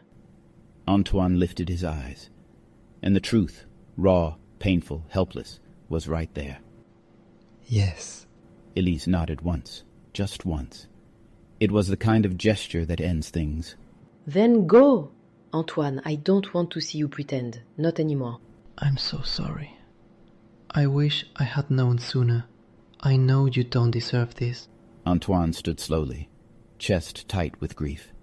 Believe me, so am I. So am I. Back at Julien's, Julien had moved to sit on the sofa. Claire sat beside him, but not close, not touching. Her voice was soft, almost tender. But I've known it, even for longer than you have, or at least for longer than you were able to admit it to yourself. Julien blinked. What do you mean? Claire's eyes glistened. The way you talked about him, the way you looked at him with such desire, the way you tried not to look at him. I didn't want to believe it. I tried to justify it in my head, but every time he entered a room, something in you changed. But I was willing to lie to myself. I thought, no way.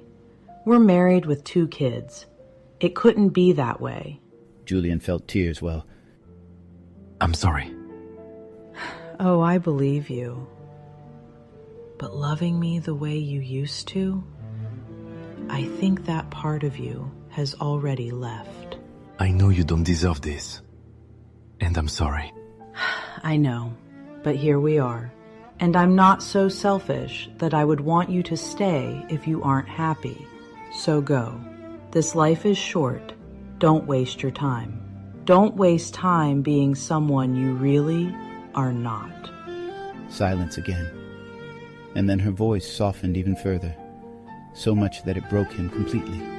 Julien, go find him. He lifted his head, stunned. What? Go find him. It's obvious you're not here. Not really.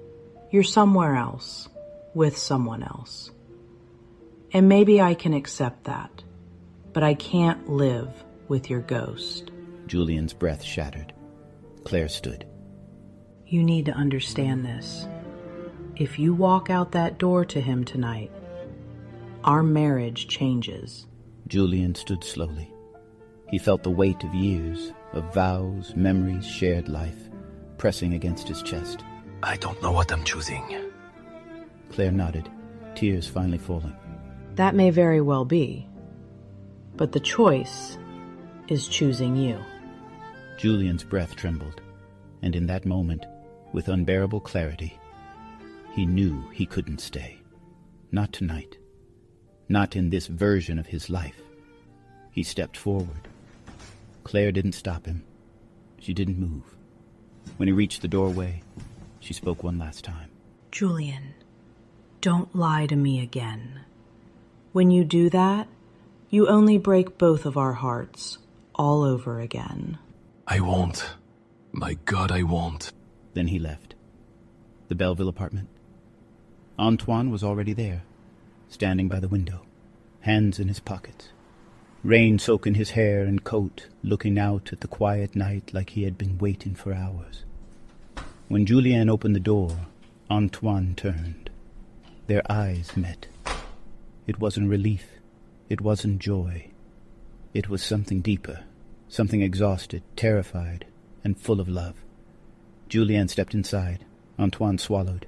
You came. Julien nodded, breath uneven. So did you. A pause.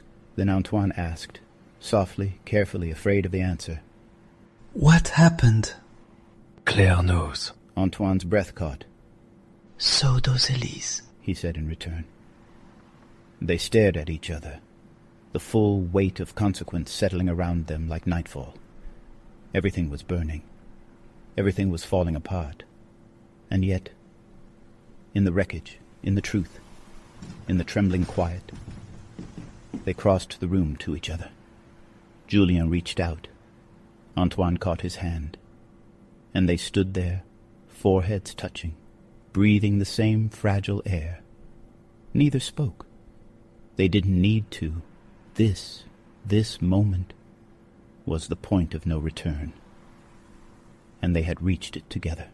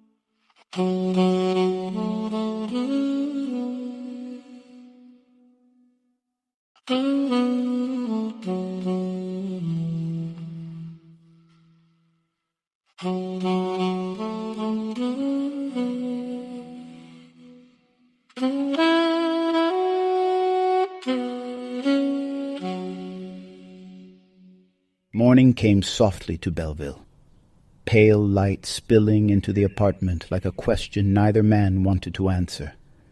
Julien woke first, not abruptly, not startled. He woke the way a person wakes after a long illness, slowly, cautiously, unsure if the world is safe again. For a moment, he didn't remember where he was. Then he felt the warmth of Antoine's hand loosely draped across his waist. He felt the soft rise and fall of breath beside him. He felt the quiet, lingering ache of everything that had happened the night before.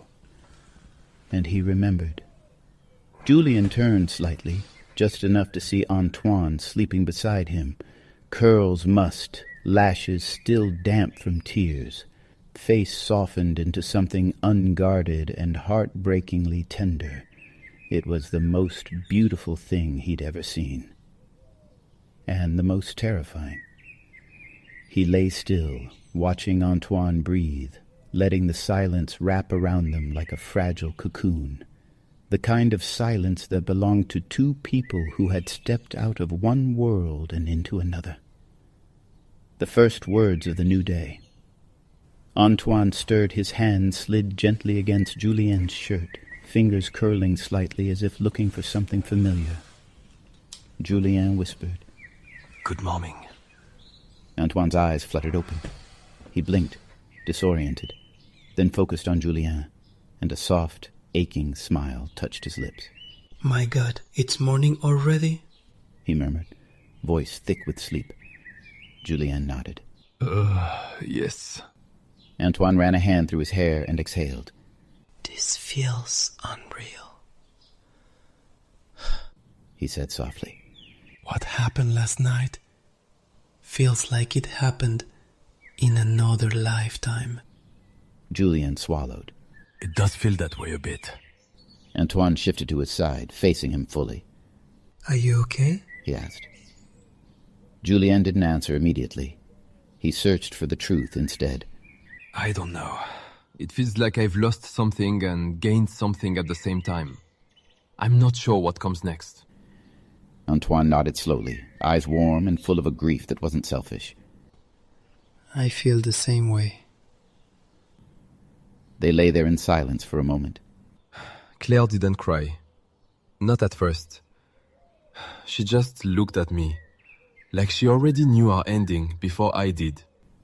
Antoine reached for his hand. Annelise, she didn't scream. She didn't even blame me. She just let me go. Julien felt tears rise. We're hurting good people, he whispered. Antoine nodded. I know. We can't undo anything. But what we can do is decide what we do next. Silence again. The heavy, necessary kind. Julien looked out the window. Paris was beginning to stir. Bakeries opening, scooters buzzing past, the smell of warm bread drifting upward. He had never felt so far from ordinary life. Breakfast in another life. They moved slowly, showering in silence, dressing without words, washing their faces like men unsure of their reflections. Antoine brewed coffee in a pot, so old it sputtered. Julien found 2 mismatched mugs in the cabinet. They stood at the counter, sipping in the soft quiet. Antoine finally spoke. I'm staying with a friend for now. Not with Elise. I don't want to confuse her or myself. Julien nodded. Yeah, I'll stay somewhere else also. That's probably for the best. I can't keep hurting Claire by being in the same house and not really being there. Antoine stared into his mug. Are you telling her everything? Julien's breath trembled. I don't know. Antoine's voice softened. You don't have to tell her everything. Only what's necessary in order to be kind, but not cruel. Julien looked at him with deep gratitude. Antoine always knew the difference. They left the apartment around noon, not holding hands, not touching. Just walking side by side through Belleville's quiet side streets, past graffiti-splashed walls and small cafes, past lives that had nothing to do with theirs. Do you regret last night? Antoine asked suddenly. Julien stopped walking. He turned to him. Oh no, never that. Antoine's shoulders slackened with relief. But I'm grieving everything it's going to cost. Antoine nodded. Me too. I don't want to lose Claire. And I don't want to lose Elise either. But I can't go back to my former life. Even if my future isn't with you, I'm not straight. I've known that for a while now. I can't either. They resumed walking, slowly, carefully, as though each step carried weight. And later that afternoon, Julien called Claire. His hands shook the entire time. She answered on the second ring. Are you safe? She asked. Her voice was steady, warm, devastating. Yes, I'm safe, he whispered. Good, take the time you need. He exhaled shakily. Thank you, he whispered. There was a pause. I love you. That much hasn't changed. But everything else has. His heart ached severely. I'm so sorry, Claire. I know we'll talk when we're ready. And she hung up. Julien held the phone to his chest. Antoine watched from the doorway, eyes full of quiet empathy. Then he received a text from Elise. "I'm staying at my sister's for now. I need time. Please take care of yourself, and take care of him." Antoine's breath broke. Their wives were not villains. They were casualties, and that truth hurt more than any shame. The first quiet hour. That evening, Julien and Antoine returned to the Belleville apartment.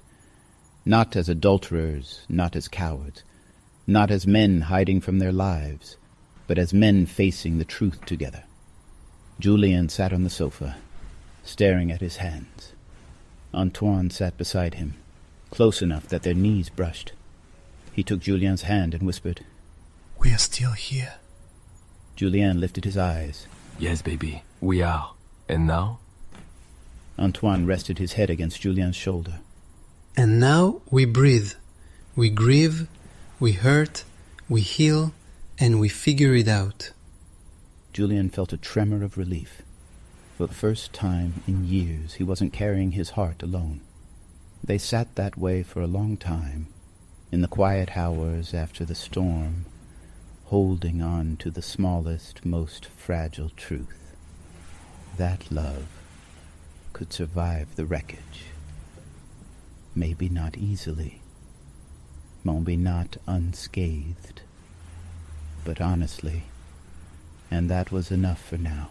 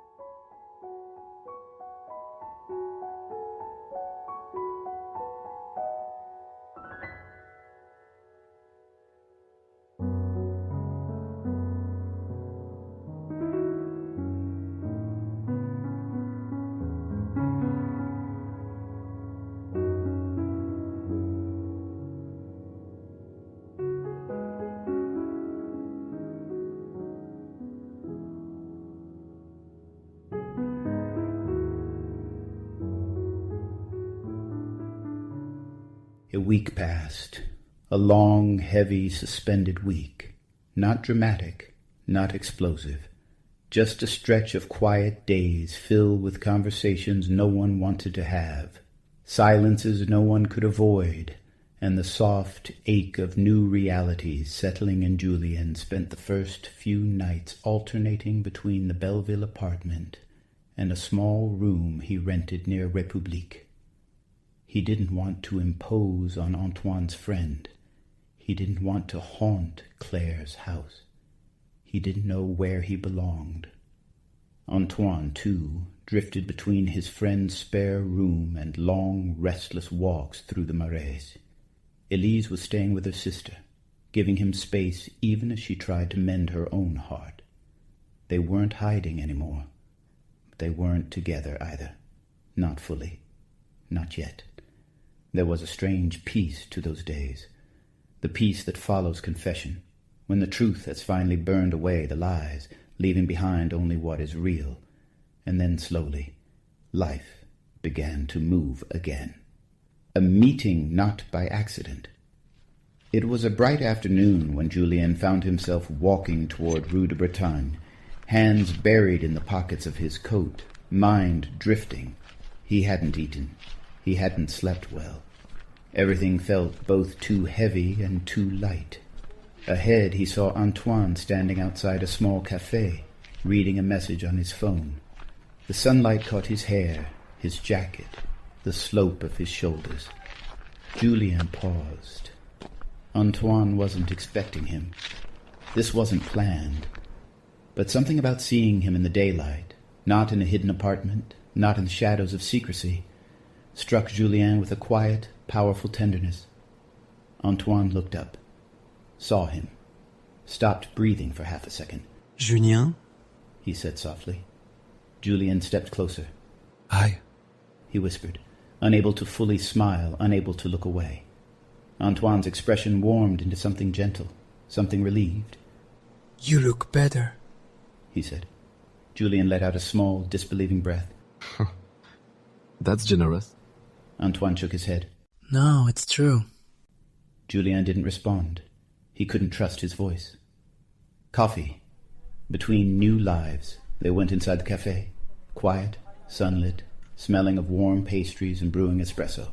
They chose a table near the window, not in a corner, not hidden, just two men sitting together. For the first time, that alone felt revolutionary. The waitress brought coffee. Julien traced the rim of the mug with a thumb, gathering words. Antoine watched him with the patience of someone who understood how hard those words were to form. Finally, Julien spoke. Claire and I talked last night, he said quietly. Antoine's shoulders tensed slightly. And? He asked gently. Julien looked down. She wants space. Real space. Time apart. She's not making promises. She's not giving up either. Antoine nodded slowly. And how do you feel about that? Julien's throat tightened. I feel like I'm grieving a life I loved, but also a life that doesn't fit me anymore. Antoine looked at him with quiet empathy. That's okay. Loss and clarity often arrive with one another. Julien took a breath that caught at the edges. And Elise? He asked softly. Antoine's fingers tightened around his mug. She doesn't hate me, but she doesn't know who I am anymore. Julien nodded. And do you? He asked. No, not entirely, but I know who I am becoming. He reached across the table, hesitant but brave, and rested the tips of his fingers on Julien's not a full hand. Not yet.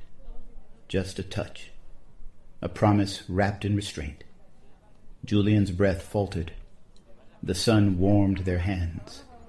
No one stared, no one judged. For the first time, Julien didn't feel like he was disappearing into shadows to be with him. He felt seen. After coffee, they walked together through the narrow streets of the Haut Marais, past boulangeries with open doors, past knit shops and florists, past people who didn't know or care who loved whom. They didn't touch, not openly, but their shoulders brushed occasionally, lightly, and each brush felt like a spark. Not the frantic, desperate kind from before, but something tender and steady, a new beginning. At one point, Julien stopped to look at a storefront window filled with old photographs. Antoine stood behind him, quietly close. Julien spoke without turning. Do you think we can do this? His voice was soft, scared. Do what? Antoine asked. Live a life. Not a secret, not a lie, but a life. Antoine exhaled and then... I think we are already starting. Julien finally turned to face him. Antoine was looking at him with a calm, honest strength Julien had always admired. We can move slowly. No pressure, no deadlines, no false conditions that will hurt us. Just step by step, with your hand in mine, my hand in yours. Julien's eyes warmed. We have both been burned by commanded love, by the show that society and our families expected us to put on. So, while I am in a hurry for a life with you, I think we should take our time. When we love, we will really love, with our whole hearts. That's all I can handle. That's all I want. A small, beautiful moment. A few blocks later, as the shadows lengthened and the day began to slip into evening, they stopped at a crosswalk. A breeze lifted Julien's hair. Antoine watched him with an expression that felt like a hand on his heart. Julien noticed. What? He asked softly. Antoine's smile deepened. You are so handsome. Julien shook his head with a soft laugh. But I feel terrified. I didn't say you were free of fear. Julien's chest filled with something warm and aching. When the light changed and they stepped into the street, Antoine reached out, not for Julien's hand, but for his sleeve, a small, quiet gesture of closeness. Julien didn't pull away. They walked together like that until they reached the Belleville apartment again, the sky above them soft with the muted gold of late afternoon. It wasn't everything. Not yet. But it was something real. Something beginning. Something earned.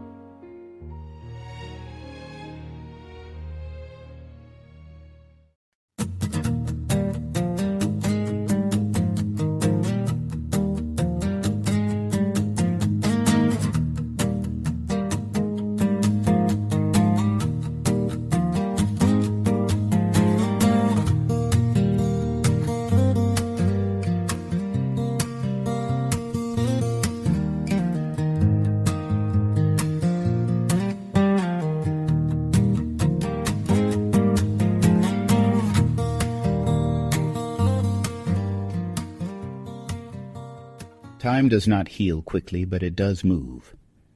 And over the next 2 weeks, Julien felt that movement.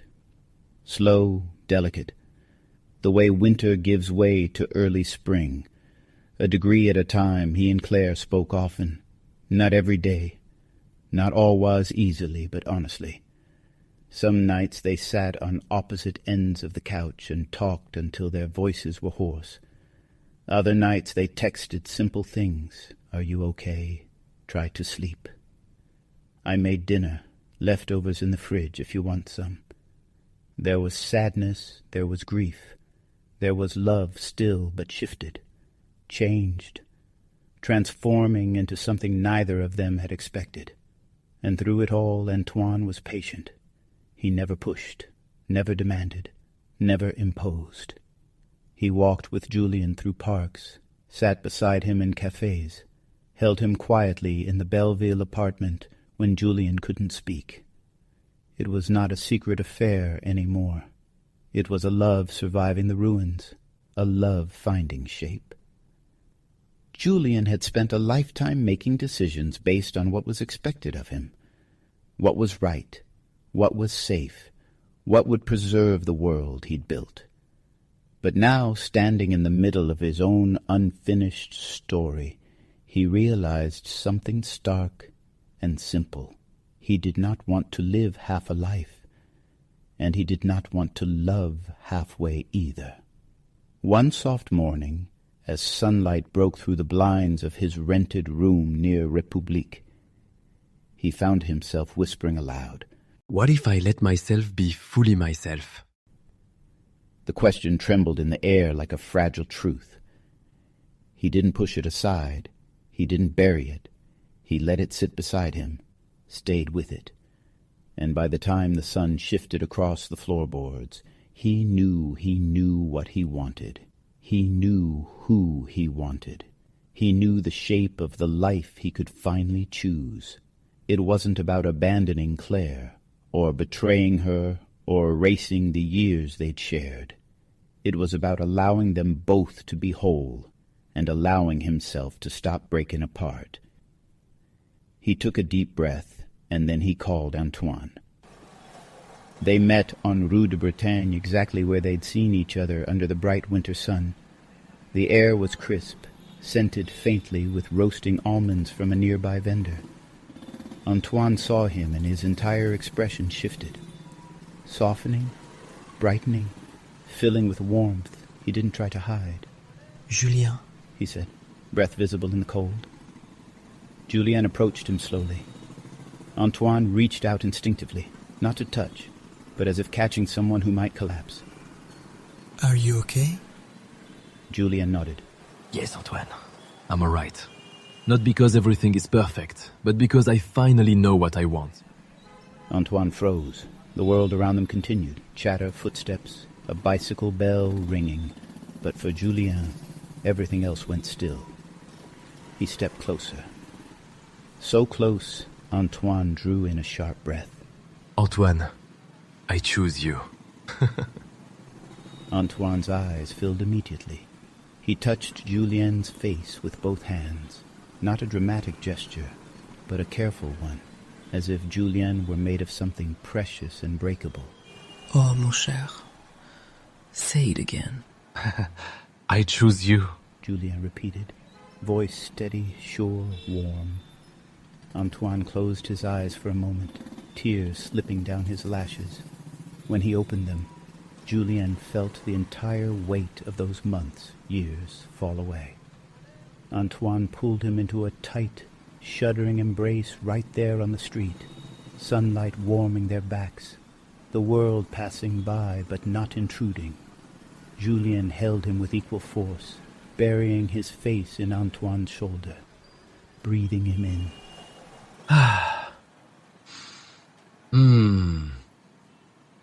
Ma vie.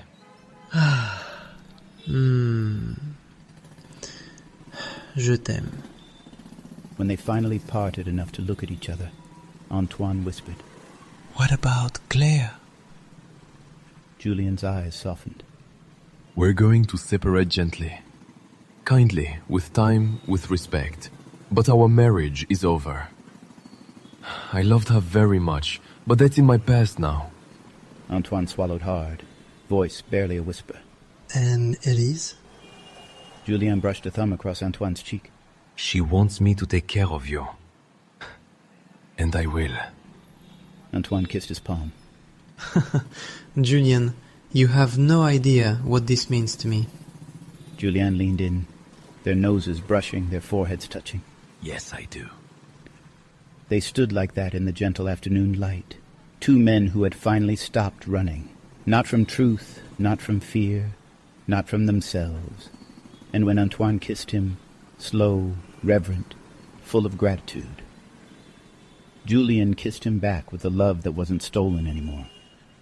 It belonged to both of them, honestly, openly, fully. A different kind of homecoming. Later they walked hand in hand, not hiding, not rushing, not afraid, toward the Belleville apartment that had once held their secrets. Now it held their beginning. Julien paused at the door. Antoine watched him, patient. Are you ready? He asked softly. Julien nodded. He opened the door and stepped inside, not as a man split in two, but as a man finally whole. The gentle light filled the room, and something new, something real began. We're climbing the walls. We know they're not too tall. We're gonna break out of here. Gonna erase our fear. We don't care about the past because we know it won't last.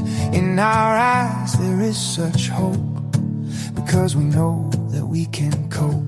We're gonna run straight out of here. Gonna love until we're sure that our hearts have found a way. the fake life behind, going somewhere more kind, where we can love who we want to love. We've waited for this day for a long time. We both deserve to stand in the sunshine. Ooh, stand in the sunshine.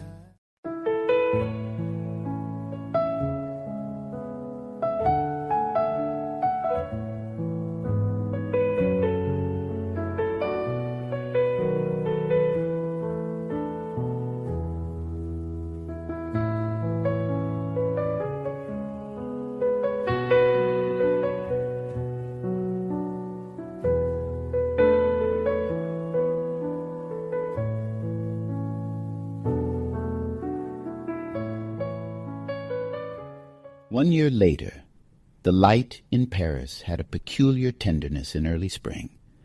Soft, golden, warm enough to promise change, yet cool enough to keep the world calm.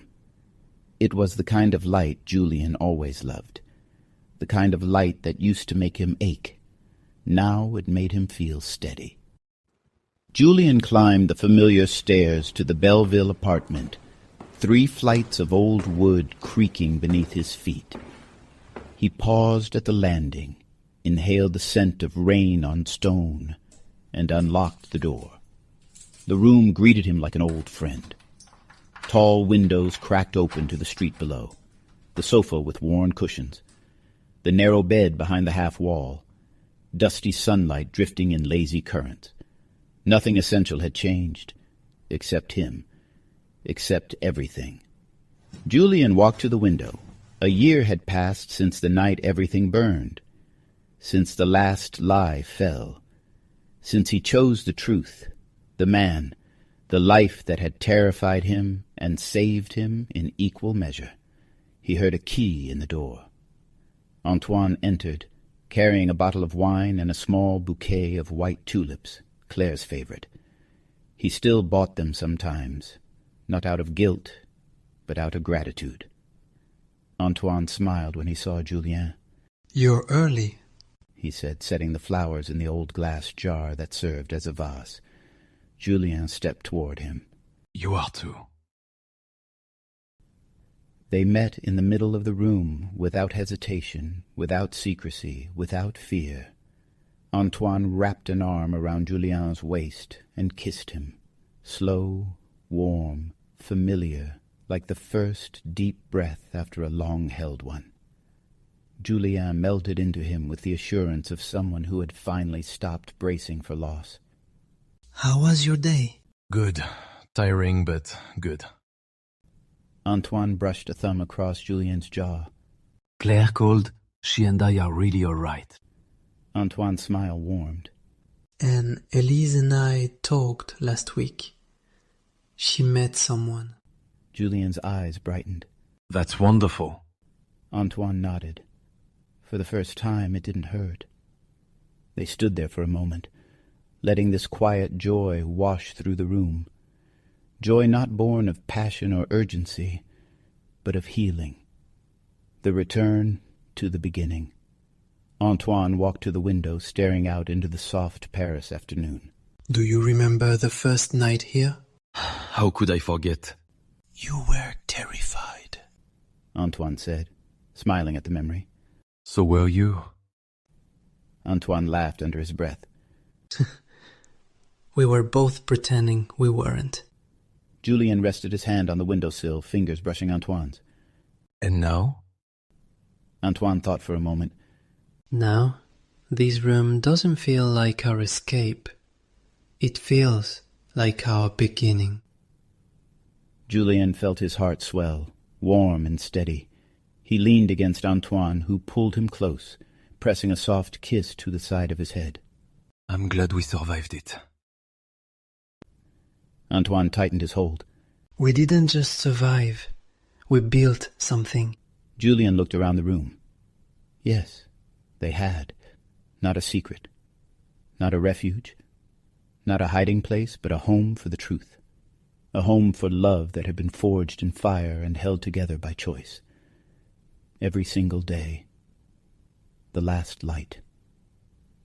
As the sun dipped lower, casting warm amber across their faces, Antoine turned Julienne gently toward him. I love you, he said. A simple sentence that no longer felt like a confession or a risk or a plea. It felt like life. Julienne cupped Antoine's face with both hands and whispered, I love you too. Then with the golden light spilling around them, they kissed, slow and certain, the kind of kiss that felt like a chapter closing softly, and another beginning without fear. The city murmured outside. A bird landed on the balcony railing. A breeze lifted the curtains. And in the quiet glow of the Belleville afternoon, they held each other the way two people do when they know they have finally come home.